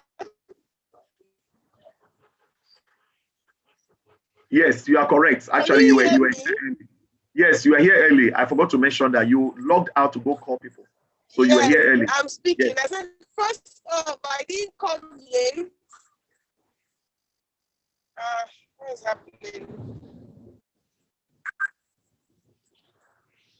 Can you hear me now? Yes, we can hear you. Can you hear me? Yes, we can hear you. Can you hear me? Loud and clear. We can hear you, Yime. Speak. Your servants are listening. Okay. So secondly, please, can we actually continue, even if it's 30 minutes, please? We will never have a full house.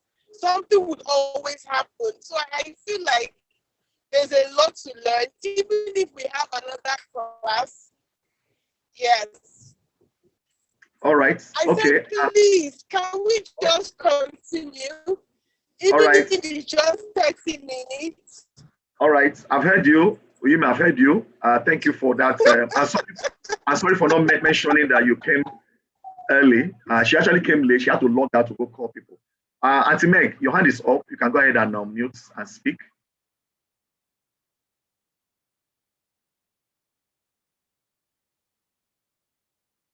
Hello. Is that Auntie Meg's phone? You can unmute. And just to remind all of you, this session is live. It's recorded, so people who are not here can always go back and relive the experience. Hello. Yes, we can hear you now.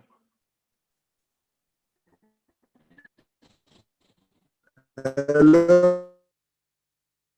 Hello, go ahead and speak. I am speaking. Can you hear? Yes, can manage to hear you.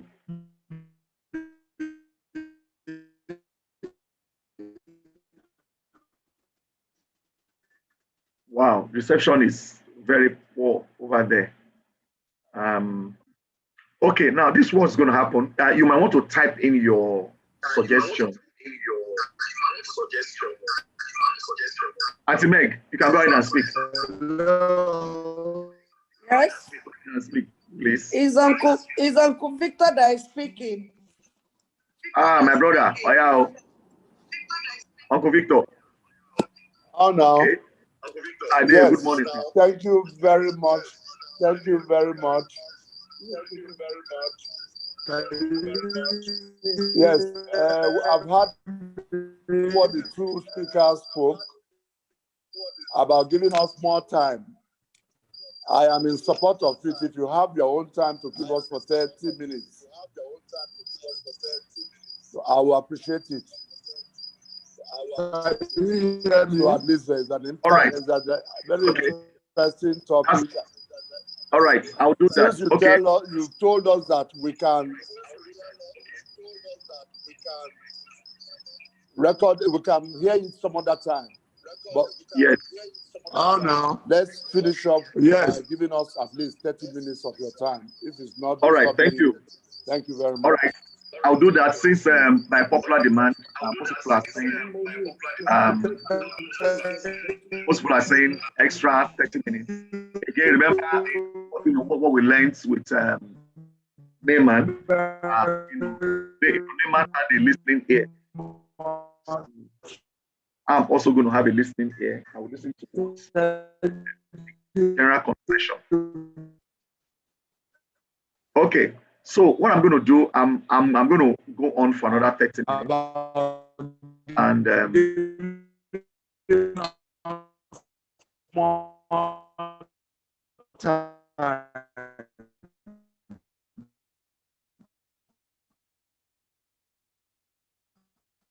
okay, all All right. Okay. So what we're going to do, we're going to continue now, and we're going to continue with the class.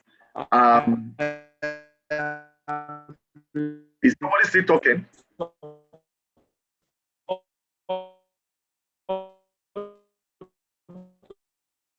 Wow, the reception is really, really bad. Okay, let me just continue. Thank you for your confidence, your vote of confidence that will allow me to continue this for another 30 minutes. So what I'm going to do right now, I'm going to go ahead and continue sharing my screen. I would like everybody to, if you can, please put your phone, turn off your mic. I can't unmute you here, but I'm hearing some voices. Okay.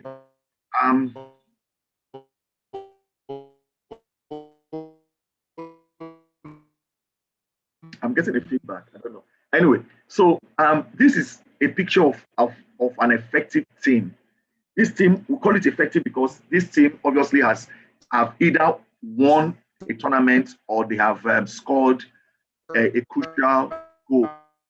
And that's why they're celebrating. But within this team, there are several people who actually contributed. This team is not made up of one player.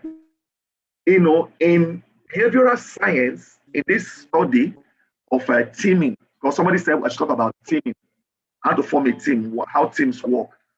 In this topic of team formation, we have some specific names we normally call these people. There are some people who are planter finishers, people who are like Leonardo Messi, Cristiano Ronaldo, planter finisher.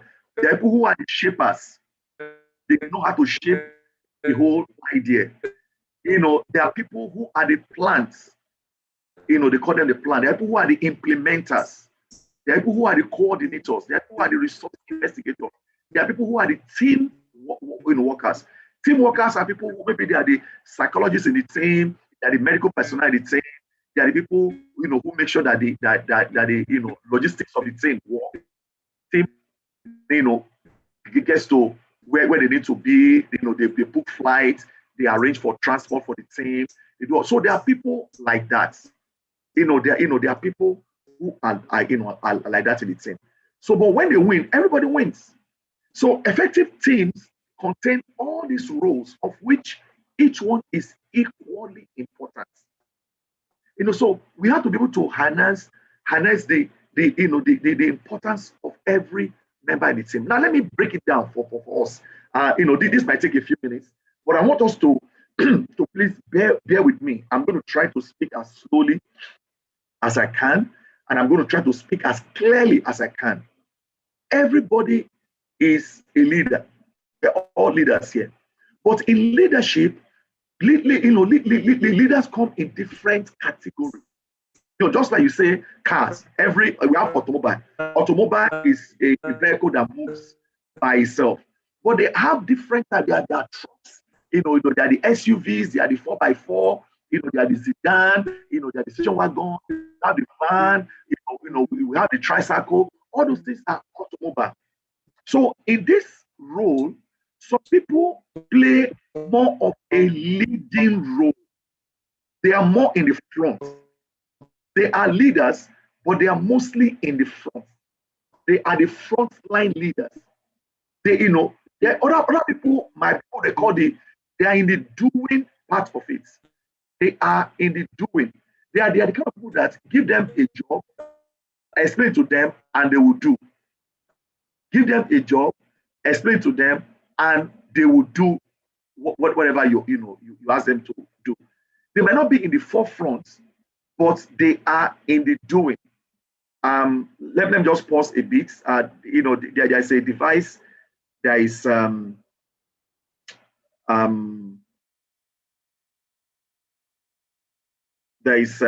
giving me a feedback. So what I did was I don't even know who the person is. I put the person in the waiting room. Now I don't know how to bring the person back. Okay, I think let me see. Just give me a second. Just give me a second. Let me bring the person back. So whoever the person is, we might have to just mute their phone, so that there's a signal that keeps coming in. Okay, so the person is coming back to me. With okay, the signal is back. Can you please mute your phone if it's not muted? I don't know. There's this feedback.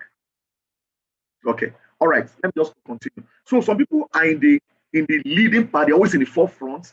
They're always the ones, taking their head to carry bullets, whatever. Some people are the doing part. Even in the army, you have people in the armored corps. I served with the armored division of Nigerian Army, 243 Recce Battalion when I did my NYC.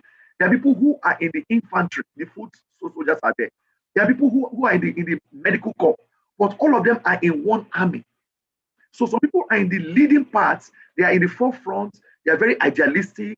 They're the one that say, "But let's go, let's go, let's go." Some people are in the doing parts. They might not have fresh ideas, but if they want to, they will do it. Some people are in the thinking parts. They don't do much, but they're always thinking.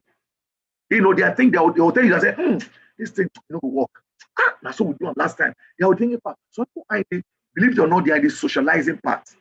There are people who want to make sure everybody's doing well. Are you okay? Are you well? Whatever. So people who are in the leading parts, here are the things that you expect from them. They are usually coordinators. They like to coordinate. These people are shapers. They like to shape out what people are doing. Remember, I use the word doing. Sometimes they are not the one doing it, but they are in charge. They are not the one, doing it. Give me a second, please. Okay, they are not necessarily the ones doing it, but they are in charge. Okay, they are now, and the people who are in the doing part, they are the implementers. They are the one that will say, okay, well, we are going to sweep the church facility tomorrow. They are already there. They are bringing broom. They like to do, whatever. So, some of them are in the completer finisher. They might not know how to start, but they know how to finish.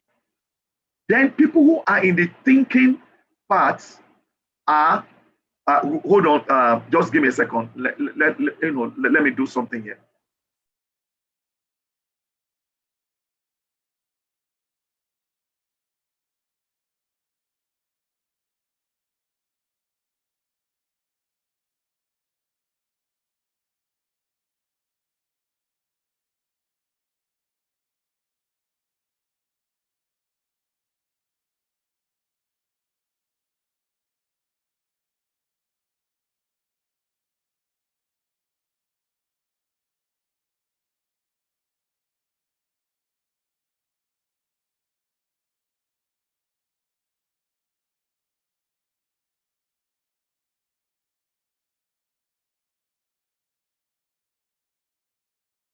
My apologies, please. I had told those who came early, you remember I told you that I didn't have lights in my house, and my generator faults.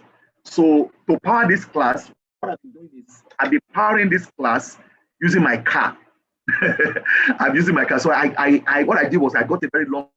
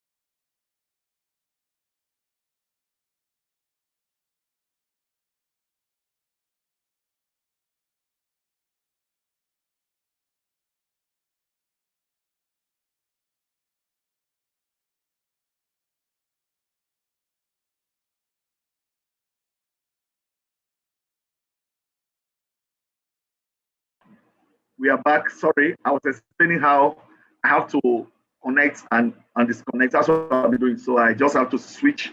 I have to switch from my Wi-Fi to my phone. I'm back. Okay, so people, let me let me go ahead and share my screen once more. Sorry for that break in transmission. It was the necessary thing I have to do. So I'm usually very prepared when I'm doing training like like this and everything. So if sometimes I do training from inside my car, sometimes I go so whatever it takes, you do. Now because that's the kind of person I am, and if you're not like me, you can also learn. Okay, and that's where the nurture comes in. I don't believe there's anything that's impossible. I don't believe in possibility. I believe that everything is possible. So people who are in the thinking part, who are leaders, who are in the thinking part, they are usually what we'll call the monitor evaluators. Now I'm gonna explain the challenge you can have with people, different people in different strengths. So people are the thinkers. Remember, they are not the doers. They're not the lead, people who are leading, but they can think. Now sometimes we might say they're very repulsive. I say, they're always telling us what is not going to work. They always say, they do anything, whatever. They are also part of the team. So they are the plants, they are the specialists. They've seen it done before.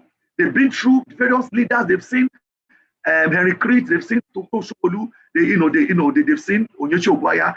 They know how it's done, but they're not doing it so. But they can tell you what's going to work, what's not going to work. They finally we have the socializing. These people are the resource investigators. They are the team workers. They are the nice guys. They want to make sure that are everybody happy? I'm like, bro, this fan will buy. I will buy big one now. People for bad. They know they feel it. They are very socializing. They can get the pulse of the people in our group.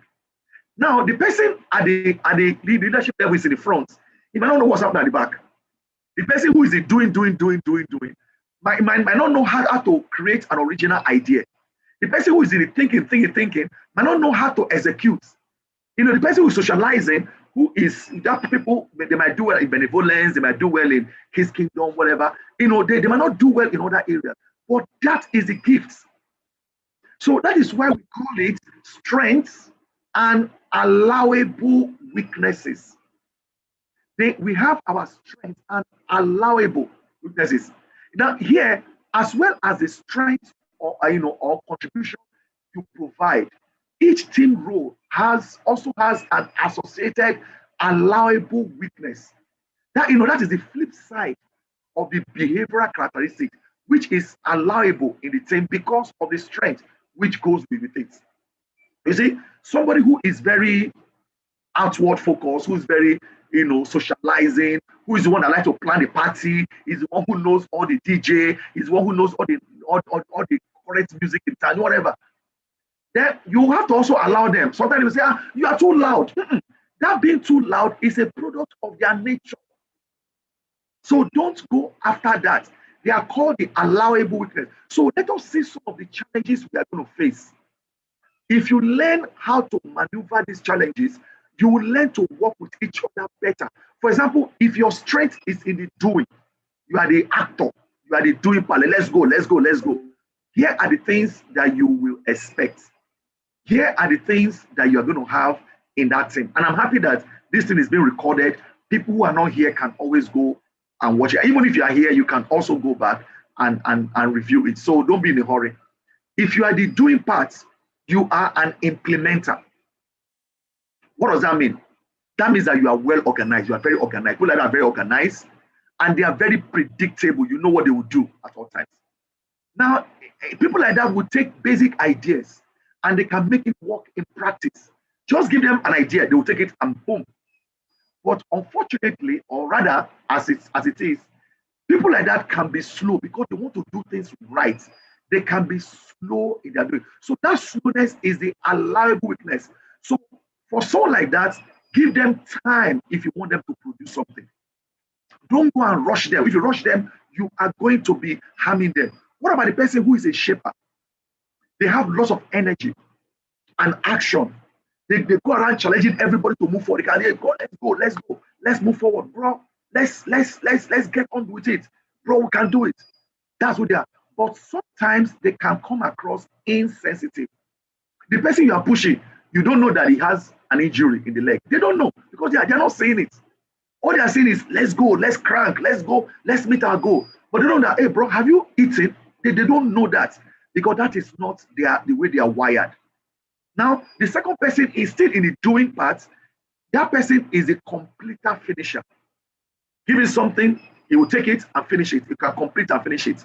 Just like Messi cannot take a ball from his own side, dribble everywhere to come and pass. So he can't do that. He depends on the defense team. He depends on the midfielder. He depends on those who are in the flanks. He depends on the forward to feed him the ball. But Messi is a good completer finisher. People like that will they can reliably see things through to the end, from beginning to the end. They can see it through, not from beginning to end. They can see it through to the end. That means they until that goal is met, they don't go back. These people can iron out wrinkles, like people who do ironing. They can iron out wrinkles and ensure everything works well. That is their song. If you give them something half finished, they can finish off for you. But one thing is that they can worry too much and not trust other people. Have you ever seen somebody who you're working with?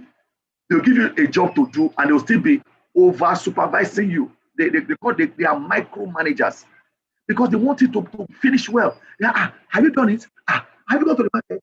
You don't done. How long have you put the people? So they can be seen as worrying too much and they might not trust other people to do work. So that is number one. We are going to the rest.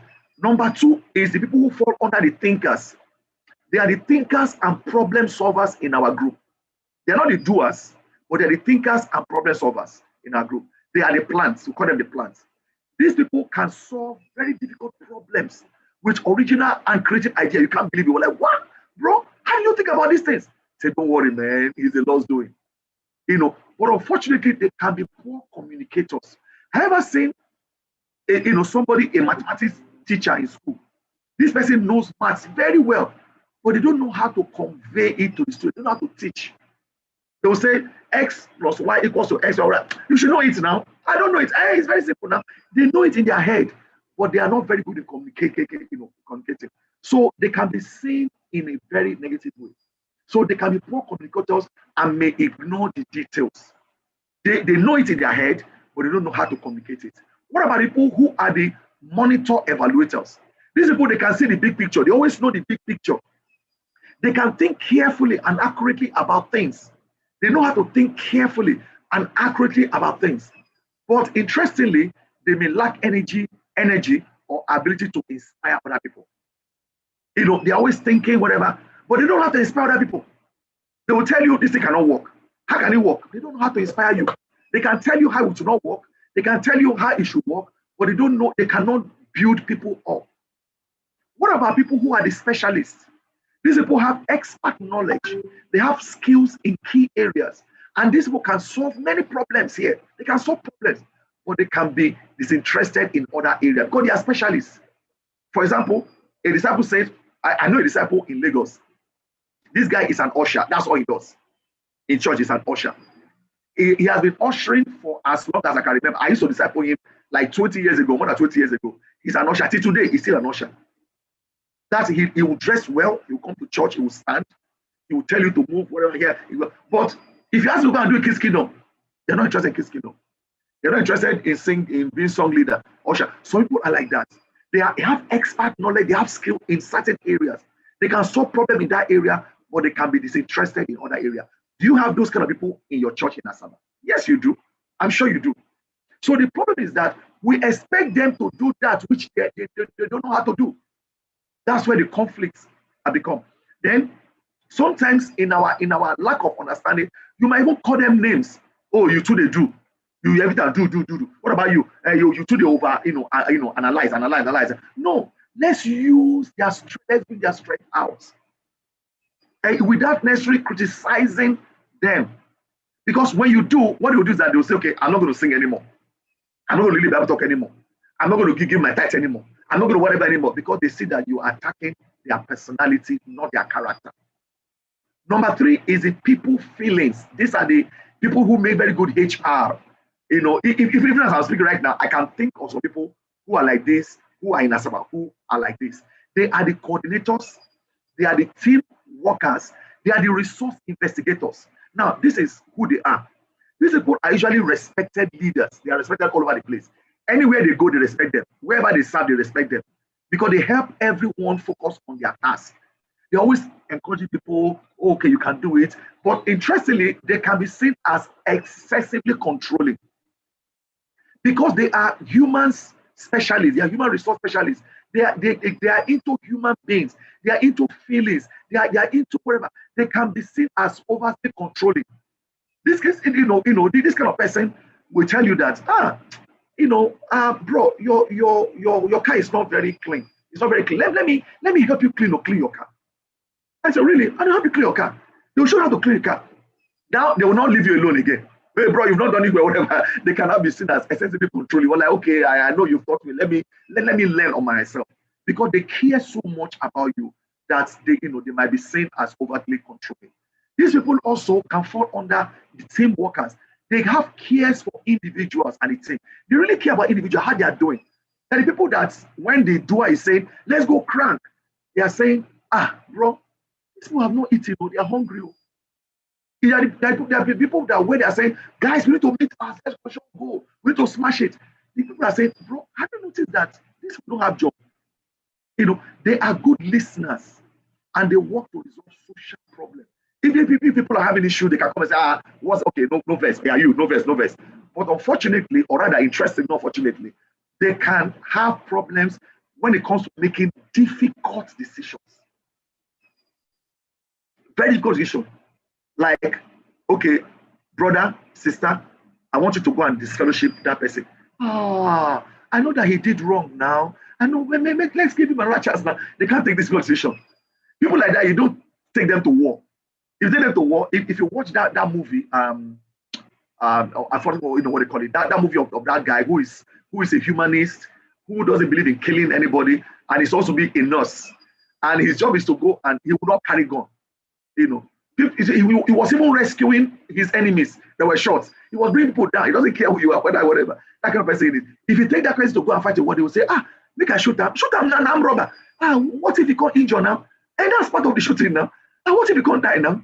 You don't take people like this to go and fight war. Rather, you put them to heal people who have been wounded. People like this make very good counselors. So these people can also fall under the resource investigators. These people can explore new ideas and possibilities with energy, with other people. They like to work with people. The people who are in the doing part, who are in the thinking part, like to work solo. But people, their strength comes from people around them. And that's why they are called extroverts. They draw strength from people around them. The introvert draws strength from within themselves. So these people can explore new ideas and possibilities with energy and with other people. They are good network people. They are very good human resource people. If you get them someone to go and sell, these people can sell to anybody. Like my wife, she can sell to anybody. Me, I'm thinking, what if they don't have any money? Hey, what if he doesn't need it? They don't care. They just go, so they're very happy. But they can be too optimistic and lose energy after initial flaws. In other words, if you disappoint them, it deflates them. So these are actually how human beings are. Now, the challenge for all of us is to identify the type of leader you have when you're starting up your team and to ensure that you have a good balance. You don't want to have a team where everybody is in it doing. But we're going to meet our goals, but things will be, some things will be destroyed. You don't also want to have your team. Everybody is a thinker. Thinker. They don't do anything. You're going to have a group of people who are just critical. They're critical. They will see everything is wrong, everything is right, everything is whatever. They always say, that church is doing better than us, whatever. But they don't do anything. You also want to have your team, people who are all of them are resource evaluators. How are we doing? We should go and baptize 10 people. Maybe we should use it to 1.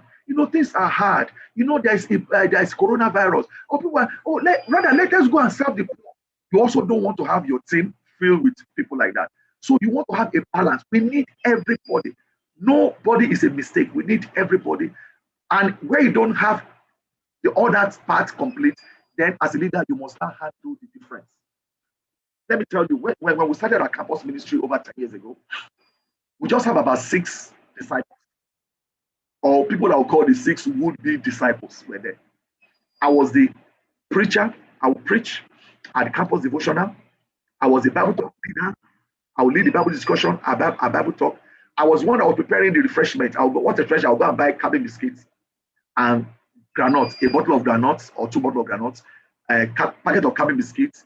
I will buy Nutri-C.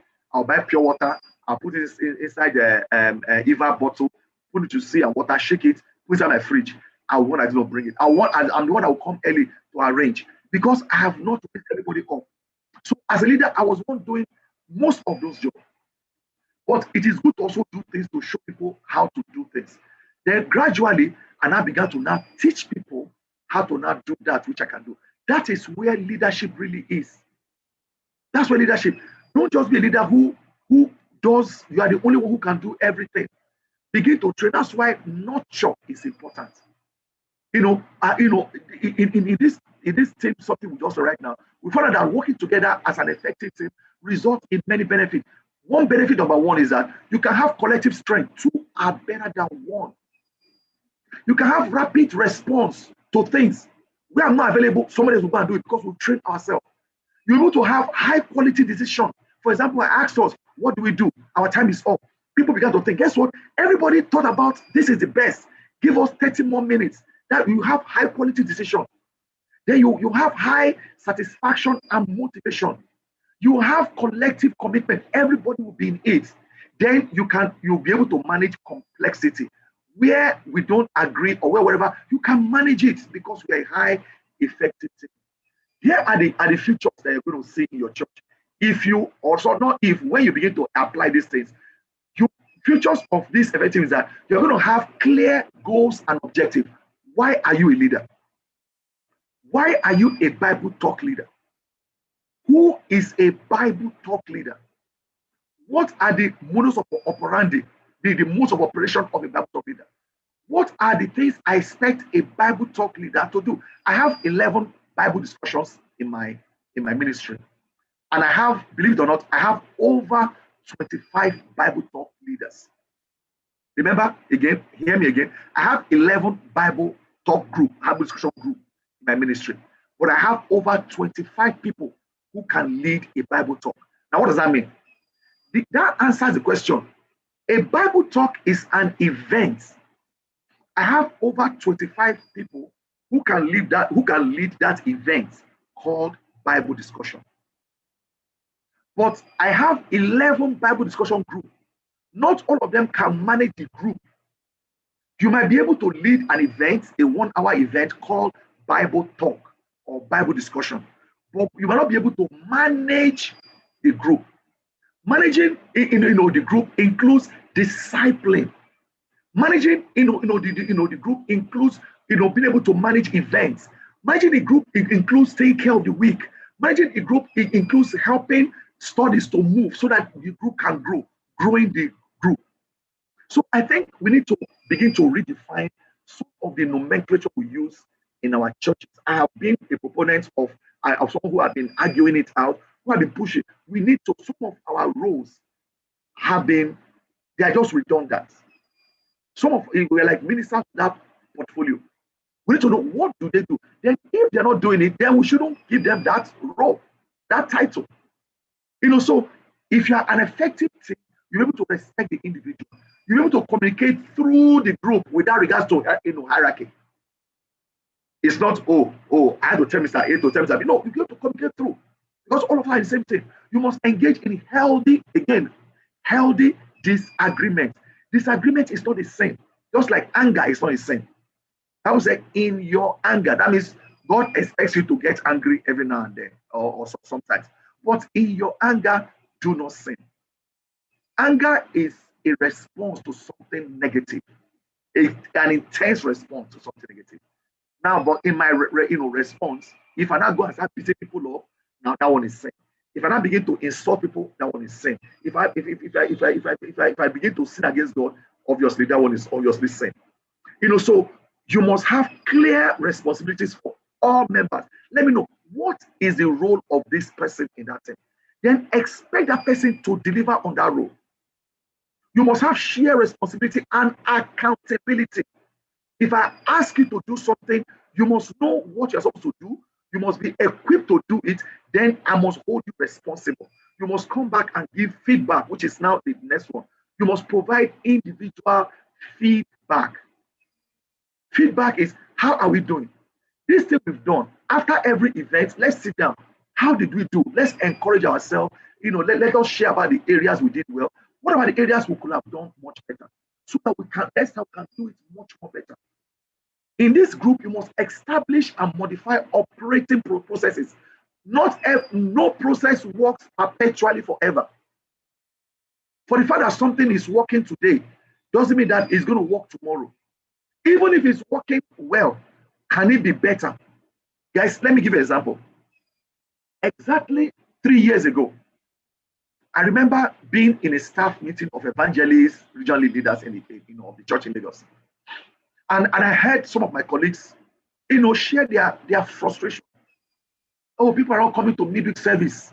And I've been to one of those midweek services before, where I preached on a Sunday, and they asked me to come and do part 2 of my sermon on Wednesday.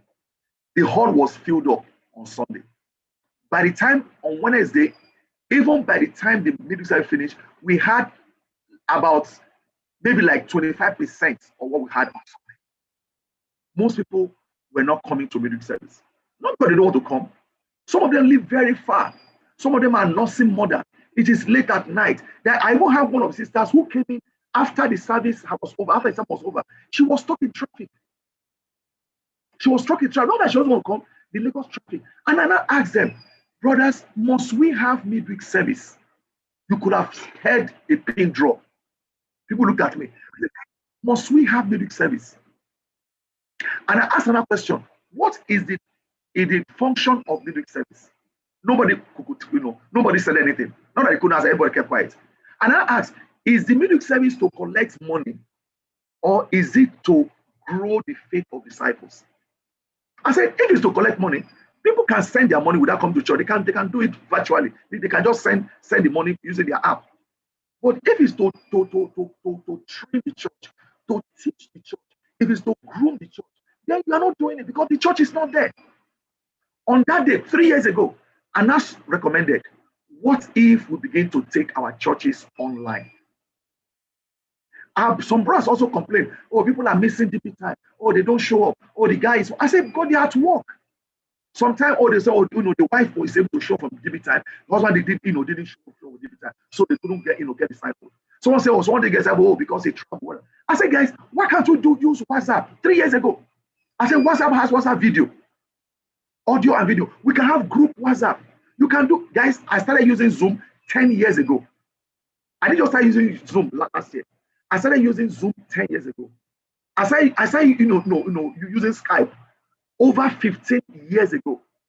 I told them, why can't we do this? I said, I record every service that I hold. Every service recorded in my ministry. I record it, and people can have the recording. I do both audio and video recording. When I was saying these things, it was like I was pouring water on the back of dog. People were like, Brothers, last year, people's eyes were open. 3 days after the shutdown, the campus ministry launched their first online service, online devotional. We're having devotional 3 times every day. Morning devotional, afternoon devotional, evening devotional. 3 days after the lockdown, we launched our, because we were prepared for it. We are discipling people online. We are doing Bible study online. The only thing we don't do online is baptizing somebody or do whatever. But you see, but for the fact that something works today does not mean it will work tomorrow. So you must always look at the established and modify operational processes. Things don't always work. Sometimes they are obsolete. And that is why I encourage you, allow the young people more role in your church, in the Asaba church. My ministry is made up of campus and young professionals. And people are asking me, how are you meeting your goal? Guess what, guys? We give more money than some regions in the church. How is that possible? See, many of our leaders in the church in Lagos, elders, all of them, they work for 35 years. Somebody worked for 35 years to buy a car, 35 years to build a house, whatever. Today we have 20-something-year-old, people who are buying houses, who are buying cars because of what they can do. So the way money is made has changed. People make money online. posting ad. People, my son makes money by playing video game. Make money playing video game. My daughter bakes cake. People she use Uber to come and distribute. Most of the people that she sell cake to just know them. We could do somewhere they will send whatever. She doesn't have to have a workshop. She just in the house. She doesn't pay for advertisement. She uses Instagram. Those days you have to go to television, book advertisement, buy newspaper. Right now, social media has changed everything.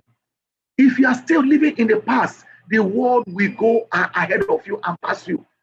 The same way, if Asaba Church does not get on board with the way things are moving, you are going to become obsolete. You're just going to have a church, and that church now become your facility. So you say, that's where our church meets. The church will no longer become human beings anymore. Who can breed, who can grow, who can walk, they now become a structure. And that is a challenge for all of us. Then finally, on this slide, you have to learn to reflect and learn. Keep learning. One thing that I do, I'm always reflecting, I'm always learning. I'm always reinventing myself. You see, this picture shows a chain. A chain is a group of hooks joined together. And they are, for most of them, stainless steel. But one of them here is made of just sawdust. And here we are saying that a team is as strong as the weak link. No matter how strong you build your team, it takes just one weak link to destroy every single thing. That is why we have to learn to pay attention to everyone. Philippians says, I can do everything through him who gives me strength. It's not through your own power. I want you to be able to ask God, God, please open my eyes. God, strengthen me. You are the one. If you don't strengthen me, I can do nothing. Moses told God, God, don't send your angel with us to lead us out of Egypt. No. If you won't go with us, then don't send us out. We want your presence to follow us. Because that is what you need. If your church is not growing, in Lagos Church, God showed us that it is not about us. We baptized about maybe more than 150 people last year in a shutdown situation. Over 150. My ministry gave us a go, let us baptize one for one. Every Bible school should baptize one. We baptized more. We did more than 1-to-1. Last year, in a shutdown. We might have people that have never come to church before. They've not been to our Sunday service. We met them. Maybe someone was talking about, we invited them, and they come online or they come to our home, whatever, and we baptize those people. God showed us that it is not by our power but by our mind. Asaba Church is in a very good place. You guys have leadership. You are blessed with leaders there. You are blessed with one facility. You are blessed with a beautiful place, a beautiful town. You are blessed with structure. You are blessed with everything. What we need to do now is to harness everything we have. Usually, I stop here, and I'm going to stop. This is actually part 1. We're going to take Q&A. Now I'm going to stop sharing my screen. We're going to take Q&A, and I pray that maybe another time. I don't know when that will be. Whenever you guys are available, we're going to look at the part 2, where we'll now look at some practicals of leadership. But this first part is to first identify yourself, who you are, identify your strength, identify the weakness you have. If you're not the right person for the job, then get the right person for the job to do the job. Romans chapter 12. If a man, you say you can be a family group leader, but you don't have to be the one leading the Bible talk. Amen. You might be very good at make sure people, but not be like there was a Bible discussion that one brother was in the family group. His family group leader is there. The guy he has the capacity to encourage a lot of people, whatever, but he might not be the best person to actually lead the Bible discussion. Let's encourage new blood. Let's encourage, especially younger people. The younger people can give our church the dynamism. I've experienced it, and I'm still experiencing it. Look at all the people that we have trained from the campus, leading everywhere now. Tochuku leading, church, where. Look at Bobode is in Abuja. Look at Keme in Kaduna. Look at Shola in Ilorin. Look at Nathaniel in look at what's name Dipo in Calabar. Look at what's name Atolabi was in my campus ministry, all the way from Ilorin. Look at all the young people. Look at, I think I missed somebody out. Look at what they are doing. Look at the exploits. Even right now, that's why we sent, two of our interns here, Rotimi and Christy. And by the way, Rotimi as the apostle and evangelist, Christy, a women's leader. We've sent people to help us in the teens ministry. Let's build a bridge. Tomorrow is our fusion service, fusion, where we will bring the teens and the campus together in one platform. It's always beautiful. We are appointing young evangelists right now. God willing, in the next few months, we're going to send Justice for to go to Banjul. We're going to send Bibimbo and Shemu to go lead one of our churches too in Nigeria here. That is our job. And my job is to raise up young people and send them out. Because their future belongs to them. We can't become a church where we stifle the younger generation. There is a lot they can do. I know we can do a lot.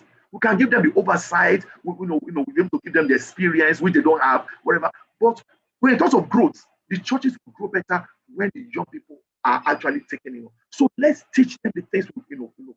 Like Caleb, I tell myself, like Caleb, the way I am 30 years ago, is the way I am right now. I want to remain. Now, of course, physically, I might not be as strong physically as I am, but there's a lot I can do. When you move with young people, you're going to get strength. One of the things I enjoy doing is riding my bicycle.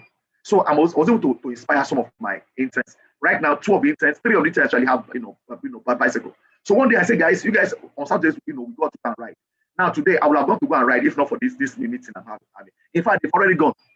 In fact, some of the guys that had come to help me to feed my generator, they've gone to ride their bicycle and they are back. They know me. When I went to Ghana for the summit, I took my bicycle to Ghana. I was riding. So a few weeks ago, I told them, guys, I want to ride with you guys. Let's go and ride. And so they came to my house 6 o'clock in the morning.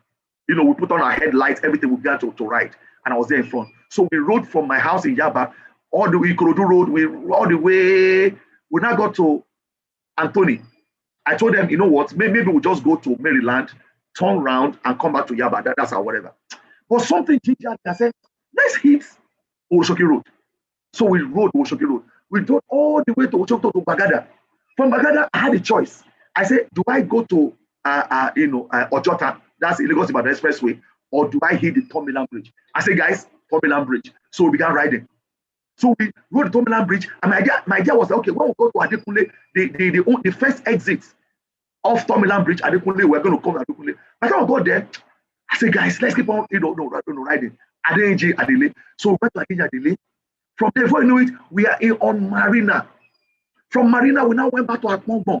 From Akmongbon, we now took Eko Bridge. From Eko, we now took it to Stadium. We now went back. We did a marathon in 3 hours of riding by bicycle. When I'm going, sometimes we'll stop to take picture, whatever. But you see, but if I had done it alone, maybe I would have just gone to Maryland and Tonra. Normally, I drive from my house Yaba here. I go to Yigo, from Yigo. I go to Apapa Road, Costain Stadium. I go to Future Williams.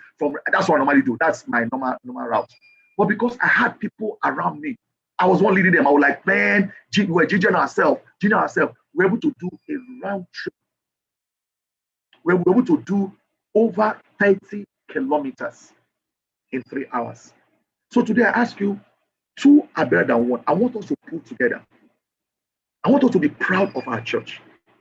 I want us to go there, tell people tomorrow we're having church. You guys are lucky, you can meet face to face. We are still doing online. In fact, I had a staff meeting, on Tuesday this week. I told them we're going to start having our first face to face. We're going to start April. Easter service, our first resurrection service. Boom, we are resurrected. Then I said, no, not just once. We're going to do it for the whole of April. Already we are planning, and I'm sharing. People are getting fired up. We are bringing visitors. We just finished our 3-day challenge yesterday. We did it by Bible discussion Wednesday, Thursday, Friday. Every day we're calling people out to study the Bible. People are joining us. Bible discussion from Kenya, from East Africa, from Ukraine. We're having visitors from crazy places because somebody is willing to step out. When you lead, people will follow. The problem of our country, of our church, of our society is not lack of followership, but lack of good leadership. And all of you listen to me right now. I want you to take the bull by the horn. What is it that God has given to you? Take it and use it and begin to transform first your life, your immediate relationship, then it's going to go out to the church. This is where I would like to stop right now. I'm going to open it up for feedback or Q&A, but I pray that next time we will to continue. Maybe, and I don't know when that is going to be, whenever you guys are willing and able to, we're going to continue. And there's a lot I believe I can share with you guys, but a lot you guys can do where you are. So at this point, I'm going to hand over to Mr. Ojobonaya. Let us, he's going to coordinate the Q&A. Let me see what you guys have to share. Thank you for that. Yeah, thanks so very much. And we just have to clap, give you an applause for such a great class. Thanks so much. We really appreciate your sacrifice and your concern for growth in our churches. And I know that as a preacher, at times it's difficult to, when you are expecting a lot of audience, it's difficult to preach to a very scanty crowd, because it's okay. That's not the problem. If few of you hear it, there are people that God wants to hear. But we thank God that at least we have the number of turn up that we have.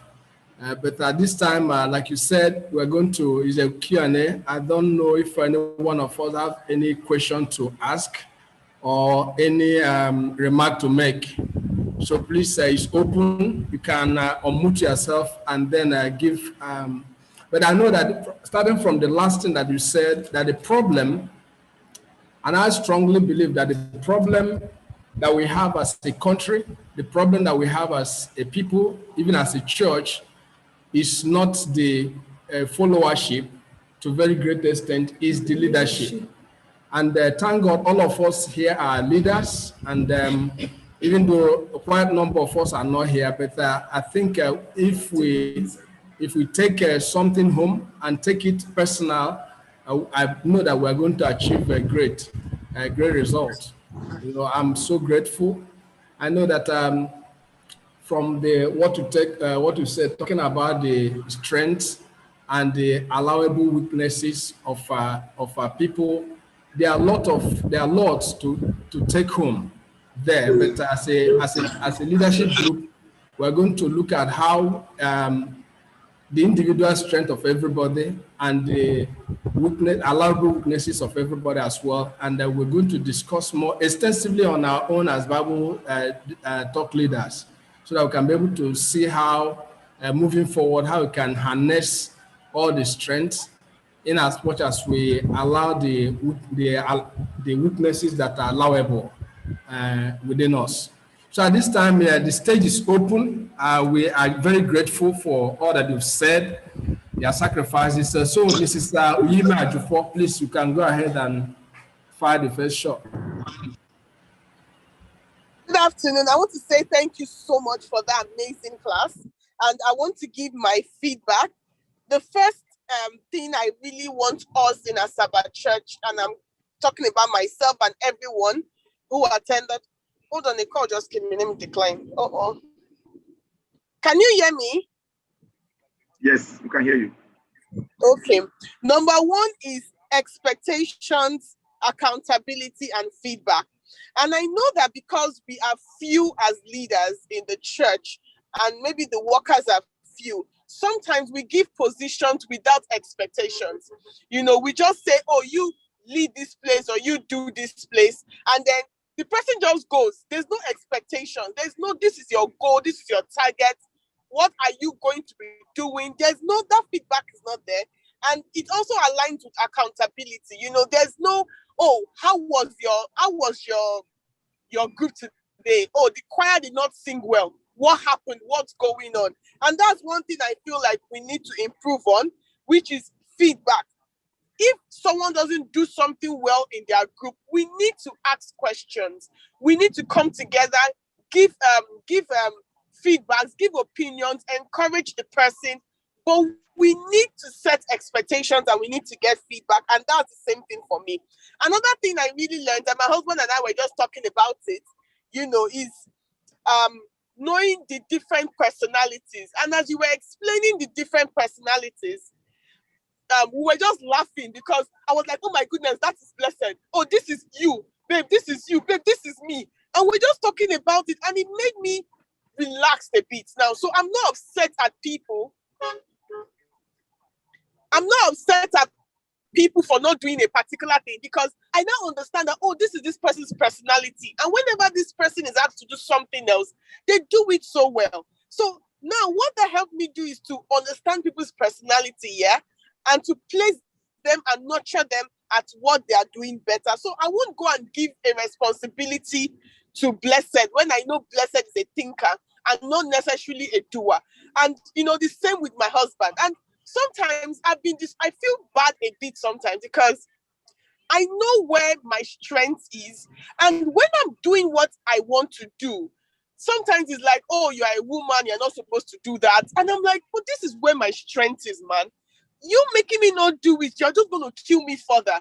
And like you said, we easily get burnt out. And I think that was what happened to me this year. I got burnt out. I just like, I beg, you do too much, they will say, oh, because you're a woman or this, but this is my strength. And I just got burnt out of the campus ministry this year. I've not really done like I used to enough with them. So when you mention those characteristics, it really helped me to understand that, oh, this is why I'm acting the way I'm acting. And this is why the other person is acting the way the other person is acting. Now, that was my feedback, but I have a question. And this question is a bit personal in the ministry. I'm like, if someone doesn't have the gift of leadership, because we have a ministry, we have a church whereby we are underworked, right? We don't have so many people, right? We have not too much people. Now, if someone doesn't have the gift of leadership, but there's an opening, there's a need, and you know how it is in a land of blind men, one-eyed man is the king. So we just say, okay, Mr. and Mrs. Uyim, Christopher, for you people should lead the choir, or you people should lead the campus, or you guys should lead one ministry. And we know that this person is not capable of doing it, but we don't have anybody. How do we solve such a situation? Because it's personal to us. Like, you are leading something, but we know you are not capable of doing it, but we don't have a choice. That's the first question. The second one is, we have a problem in terms of population. So, and this is in terms of feedback. We during Sunday service, it's 10 o'clock, and we have like 6 to 7 people. 2 weeks ago, we had about 6 to 7 people in a population of about 50. And we have a functional kids kingdom, right? Now, people will come late and claim they're kids kingdom workers, and they will come late and just use the back and go to the kids kingdom. And we don't have children. Children make a major part of the population. So I was wondering, why do we need kids kingdom during singing if at the end, we are now looking so small in the population? Why do we, are you talking to me? Okay. Why do we need to do kids kingdom at that time? Can't we have, everybody together, and later on, before communion, we go, or something like that? So that's the question I have. All right, thank you, Yime. I was trying to distribute them. I'm going to mute you. Okay, you muted. Those are very excellent questions. And again, like I was saying, we are recording these things, so they are online. And I've actually sent some of you the link to the YouTube. So even if you click on that link now, you'll probably see all of the things that we are doing. These are very, very key questions, and I think they tie into what we are talking about. Let me say, one of the things you said here, when we ask people to do things when it's not their strength, one of the things that we've not done well, when I say we, me inclusive, one of the things that we've not really done well as a church is training. Not just training for training, but consciously training. Consciously training. It's good to have a good heart. Good heart is very good. Good heart is very ideal. There's a book written, a very popular book, that says attitude is everything. And I understand what that guy is trying to say. Attitude is everything. But I've gone through that before. I prepared a coaching, a corporate coaching for a bank or something, using that book. I'm not the one that actually I did the teaching, but they'll give it to me and say, okay, we need to teach a class on this book. So I will look at the whole book, read the whole book, now do PowerPoint and give it back to them. But as a coach, I'm also a coach. And, as a coach, and after many training sessions I've had with big organizations. I've trained people from Central Bank of Nigeria. They are managers at CMD here in Lagos. I've done Pan Nigeria EcoBank. I've gone to Abuja. They flew me to Port Harcourt, to Benin. I've done Lagos. I've done First Academy, First Bank Academy here in Lagos. I've done Diamond Academy. I've done Echo. I've done Access Bank. I've done First Bank Ghana. That was 2 years ago. So leadership is the same thing. What you're saying right now is what everybody is saying. So, but why do people spend so much money to hire professionals to come and teach, teach them? Because training is key. That area of nurture. This guy wrote this book. His name is Kate. Attitude is everything. But as a trainer, I found out that attitude is key, not everything. Attitude is key. That's my new orientation right now. Attitude is key, but attitude is not everything. Let me give you. If you hire a worker that has the right attitude, is everything you like. It comes on time, he's respectful, whatever, but it's not skilled. So what is all that going to be? Like they say, now face you one chop, so that's why skill, even on staff, and I'm saying it as a responsible member of the leadership group of the Nigerian churches, we've not done very well at that. It is now that we now begin to do training. It is now we're beginning to do training. You know how it's like you send a child to school, you give him a certificate, then he didn't go to class. Okay, let's start it. That's what we do. And so we are also reaping the benefit. For example, we give people churches to lead, but we didn't train them. Oh, that guy has a great heart. And Asaba has been a recipient of some of those things, like every other churches too have been. People who survive are people who just use maybe their own sense, their own streetwiseness, their own oboju, their own whatever. Not because we train them consciously. Again, now we're doing that. I'm in charge of what we call the MTA, Ministry Training Academy. The Ogonayas OJ are actually part of that training. Now we are now training them consciously. In the next 2 weeks, we are getting Guy Hammond, a brother from Canada, a teacher and evangelist from Canada, to come and give us a very specialized training. A very, very specialized training. In fact, they'll probably be the first in Nigeria to have that training. I don't think any institution in Nigeria is doing that kind of training. And we are paying $1,000. It's actually, they give it to us as a very cheap rate. So now we are sending people on staff to school. People on staff are going to school. Can you imagine you are supposed to be working full time for the church? What you do is human relations and theology, public speaking, human relations, leadership development, and theology. And most people are not trained in theology. Most people are not trained in human relations.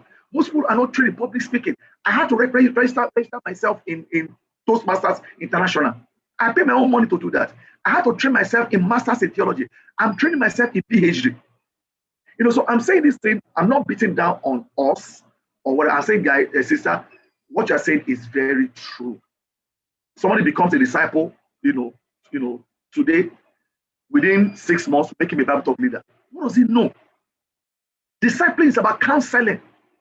It's counseling. We need to start teaching counseling. So what we're doing next 2 weeks for the whole staff in West Africa is counseling, specialized counseling on one area that not even in Nigeria, nobody's teaching this in Nigeria. So we should be doing more. How many Bible talk leaders meeting are we doing? When we come back to that place, just to come and preach and take stats.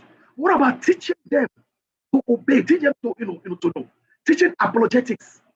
Yesterday for church in East Africa, I was teaching them on the book of Revelation. Church leaders were there. Teachers too were there. 2 teachers in East Africa, or 3. I attended that, that thing. To come and hear me, I'm going to Ghana. What am I going to do? To go and do apologetics. Actually, to go and repair something that is going bad. So I think we need to spend more time in grooming, in teaching. Our church is like a child who overgrew. Just you can see like a 12-year-old child, 6 foot tall, but it's not mature. And I'm saying it not to be down, not like I said, I've been in the full-time ministry for almost 30 years. I'm saying these are things that we are just beginning to learn. So training is something to take very, very important. Not just our leadership meeting, that only means, we'll collect stats, what we're doing, but we should be training people on particular things. Like I train people on communication skills, how to public speak. I train my people how to write sermons, how to write Bible discussion. I train my people on how to handle difficult situations. I train them on how to use PowerPoint. I train them how to do so many things. When you expect people to do well, and you're not investing in them, it will not work. Companies can do that. How much more us? So we may talk about expectation. Yes, we have very high expectation for people in our church, for leaders, Bible leaders, kids, workers, and everything. But we've not done well in training. And now we are learning that is what we should be doing. That's why we are doing what we're doing now. We need to pay more emphasis in grooming and training. Of course, feedback is not awesome, hey bro, awesome, hey sis, awesome, whatever. The kind of feedback we're talking about right now, constructive feedback, where we will analyze what we have done. You talk about scanty attendance, case or whatever, and you are right. I'm not saying that you should do what I'm doing, but it makes sense at the level the church is to get everybody to join the singing after this. Some churches do it, even Lagos Islands do it. A lot of churches, adopt me. So that the children can enjoy what it means to be in church. So we sing together. After the singing and the prayer, then they can now go to their specialized class, to their own Sunday school. All of us can worship together. So this comes because we are not reevaluating our processes. There's something that is called process improvement. I study something they call Lean Six Sigma. I study a lot of stuff. I study NLP, movie therapy, Lean Six Sigma. In Lean Six Sigma, what we do is to help companies maximize their outputs, make more money, achieve their goals. How do we do it? By reducing waste. That's just all. A lot of people think that if you want your car to go very fast, match them very well, pump up. That might not be it. If I want your car to go fast, there are other things I can take a look at. I can look at your tire gauge. If your tire is gauged well, your tire will go. If your tire is under pressurized, the car will drag. Number two, I'll look at the load your car is carrying. If your car is overloaded, it cannot go as fast as it should. I look at your oil. When last did you change your oil? A dirty oil will cause more friction in the engine. A lot of things. We look at the aerodynamics of your car. Are you carrying load on top of your car? That's so. In Lean Six Sigma, what we do is we believe that the why, people that do mathematics will understand what I'm talking about. Y is a function of your X. Y is a function. Now let me make it very simple. We have bakers in the house, and Auntie Meg and Uncle Ajufo will tell you that there is nobody that messes up a bakery more than the baker. If you put a bad baker in charge, they will mess. If they don't follow the prescription, sometimes they want to manage the flour. Sometimes they want to whatever. They will cut down on quality. They will mess everything up. That's why that's what is called recipe. A recipe is a note on containing the ingredients and how to apply the ingredients. Ingredients is one thing. Ingredients is like salt, sugar, flour, water, egg, margarine, or butter, whatever. The ingredients don't cook. Recipe is what tells you this is when you put this is how long it stays in the oven, this is how soon you bring it out, whatever. If you have the right ingredient, like you have in Asaba, you have good leaders. But if you have wrong recipe, you will always be producing the wrong thing. If you have the correct recipe and you are shortchanging on ingredients, any church that does that will produce the wrong thing. It will be garbage in, garbage out. So what we're doing right now is that we are trying to get the right, equipment, the right ingredients. We also want to make sure that we are using the best recipe that have been tested. That's why if you eat McDonald's in any state in America is the same taste. If you eat it in Chicago, if you eat it in New York, it's the same taste because they have a recipe. Mr. Biggs used to do that until they start selling franchise. They will tell you, oh, Mr. Biggs in First Tag is sweeter. Their meat pie is sweeter than the one in VI. Oh, the one in VI, no, that one. Because it is not individualistic.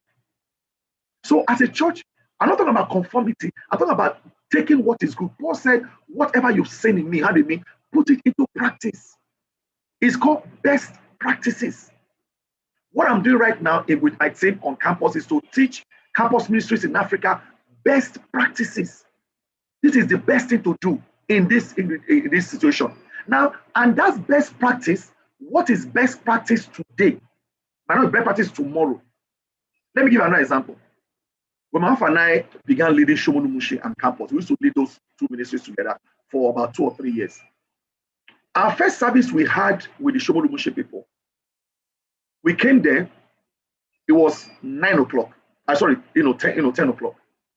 And the whole corridor, we're meeting by a corridor, very no window, very dingy.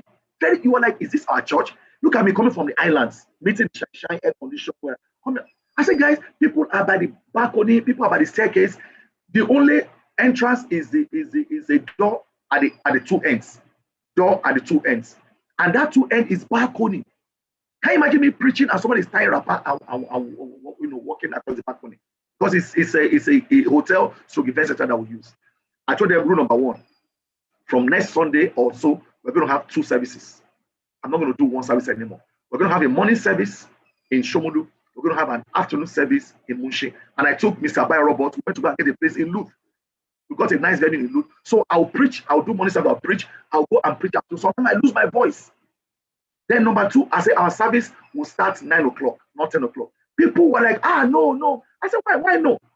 Well, like, why no? It's always 10 o'clock now. I said, 10 o'clock is not a spiritual number. I said, the reason why we meet 10 o'clock is because we're meeting at the land. People come from Ikorodu, Ogbagege, islands, so we'll give them time to come. Now we are all living in the same environment. Let's make it 9 o'clock. I had to convince them because they were used to one particular thing. You see, Thomas Kuhn, in his famous book on paradigm, he said those who embrace a new paradigm at an early stage must do so in defiance of the problem solvers already have. Anybody who embraces a new paradigm at an early stage must do so you are defying what is already there. He says such a decision can only come by faith. In other words, if God opens your eyes to see what could be done, nobody's saying it. For you to do, you are going to face persecution. Listen, I was the first leader to start using PowerPoint in service. I was criticized by even evangelists. They're like, what am I to do? I have to come and be showing picture for church. Somebody said, I have to come and show television, I have to do television for church, whatever. Because they couldn't see the future. They couldn't see. So what I was saying, let's go online. People couldn't. So can you imagine me? What if I got too discouraged? Because it was discouraging. Hearing people say things, but like, it is not, someone said, it's not about all these things, John. It's about that. So if you're going to do something and you're a pioneer, you must do it in defiance of people who have figured out what they think is the right thing. Thomas Kuhn said that decision can only come of faith. I remember the very first time we tried to convince the staff that our ICLC is going to be online registration. The whole staff said no. That is a ploy. I mean, not a ploy. That's going to remove people who want to work. I said no. We are moving. This was like about 7 years ago. They said no. They can't get it. I said no. What? Okay, we're going to make copies of registration paper. Normally, we made 100 copies as normally do. We gave it to all regional leaders, brothers and sisters. 1 month after, we didn't get 1 paper back. We now said, guys, it is either online or no online. Online. I said, we do WAEC, online registration. You do license, online registration. We won't come church. You don't want our church to be old school. Within 2 years, Hope Youth Corps is now online. You see, but we are the one that fought to make sure that they were. But the people who come after will not know. They will just be enjoying it. People told me ICLC is too expensive. Somebody said, I can't just go and get some canopy at the land. I said, me canopy at the land. I said, no, it's not your money. Who will raise the money? When they go Abuja, when they go, Ikokobosi, when they go Ghana, whatever. 2 years ago, we went to Benin Republic. That was the most expensive ICLC we ever had, and it was a blast. You see, it has to be by faith. Faith is being sure of what you hope for. What are you hoping for today? It's being certain of what you cannot see. That's faith. If faith is all you can see, well, then I don't have to have faith. Have you ever had a dream of that our hall in Asaba, where we break it up and expand it because there were too many people coming? When you begin to dream that kind of dream, what does it make you to do? It makes you begin to open your mouth to talk to people you meet on the street. Tell them, man, you need to come to this church. You need to now open up your time, your schedule.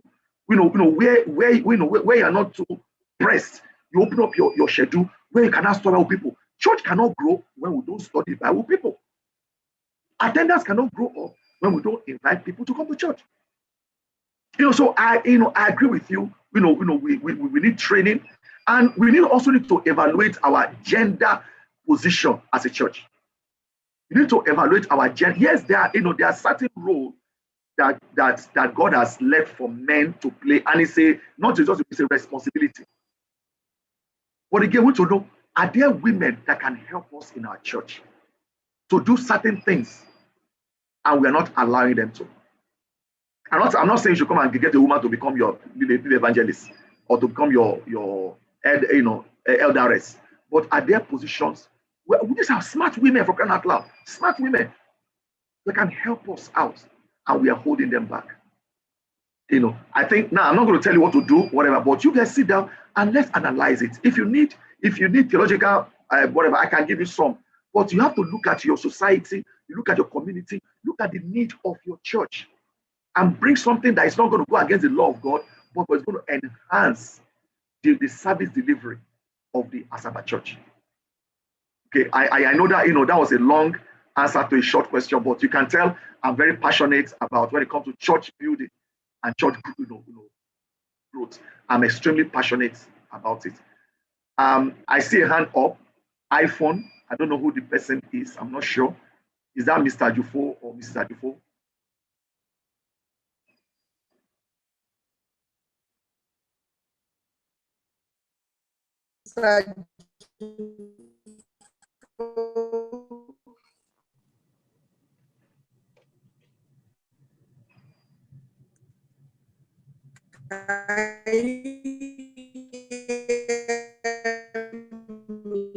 Wow, we can't hear you. It's breaking up as if you are in space. You are in space. And I know it's a network connection. It's really bad. It seems like it's in Lagos that we have four. Can you hear me? Not very well. You are breaking up badly. Hello. Okay, keep speaking. Let's see how far. Hello. Hello, can hear you now. Is Mrs. Ajifo, can you hear me? Yes, we can speak. Can you hear me now? Yes, we can. Can you hear me now? Yes. Okay, I really want to say thank you. I want to say thank you. I want to say thank you for opening my eyes to leadership structure. It has taught me that I need to learn everybody working with me. I need to learn them. I need to understand their strengths. I need to know that people have different strengths. And so I have to manage them in their strength and work on their weaknesses. And when I work on their weakness, I will get the best out of them. So I'm really very grateful for this message. And again, I want to say more light on what Oyime said. I remember in London, they practice it in London. During the main class, the children, everybody will be in the main class after the prayers and singing before they allow them to go to Peace Kingdom. So I think if we practice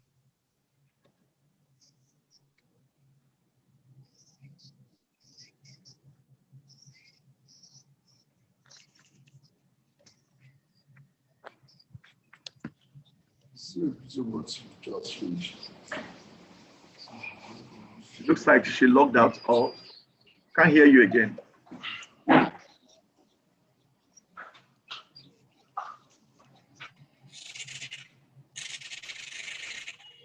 Ms. Okara, you unmute yourself. You can speak if you want to speak. Hello. Yeah, we can hear you.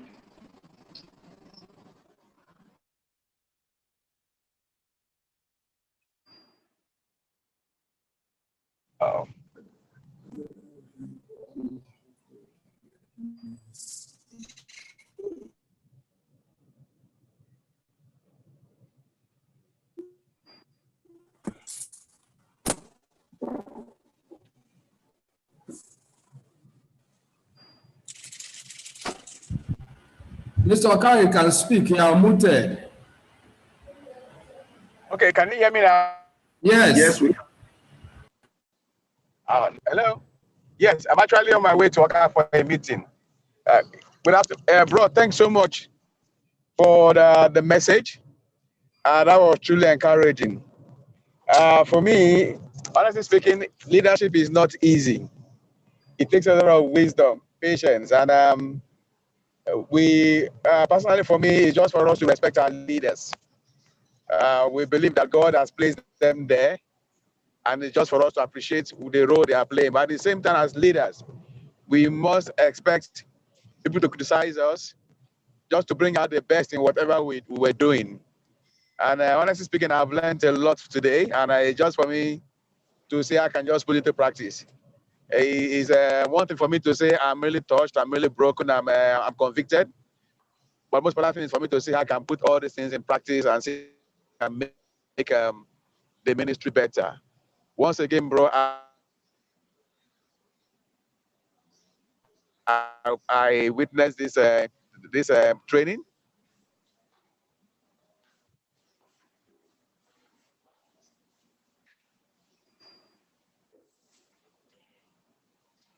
and it's really encouraging for me. Trainers, important. I learned a lot. I believe that we need more of this as a church, as an individual, if you don't mind. Thanks, bro. God bless you. You're welcome.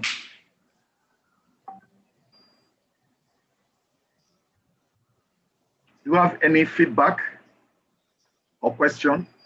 If there is none, Oji, you want to close us out? Maybe later you guys can decide which other day you guys want a continuation of this. Okay, so once again, we are very grateful. Thank you so much. This actually supposed to end by 12 o'clock. You graciously extended it to 12:30, but now we are at almost 1:30. So we are grateful for your sacrifice and all that you've been able to give to make this to work. And God will continue to replenish you and continue to strengthen you. Amen. But I'm very grateful. And I know that this will go a long way in helping us as in our leadership, as a church, as Bible talk leaders, and even as church leaders to put in our best for the service of humanity and God. And having said that, we are going to, in our own, Bible, go down to discussing it on individual basis so that we can be able to gain more from this and follow up on each other on this. So we are grateful. So, and again, we have to decide as a group when next we can do this together again soon by His grace. Thank you for your time. Thank you for making out this time, even though we are supposed to be in a meeting. And you just, that shows how dear and important Asaba Church is to you in your heart. And we're grateful. We thank God that we have such a privileged position in your heart. Amen. So at this time, I think if Mrs. Ajufo is still there, she can help us to close out with word of prayer. Which of them? Mrs. Ajufo Senior, that is Margaret Ajufo. If she's still there, she can help us. Please unmute yourself, madam, and help us to close out with word of prayer. Thank you.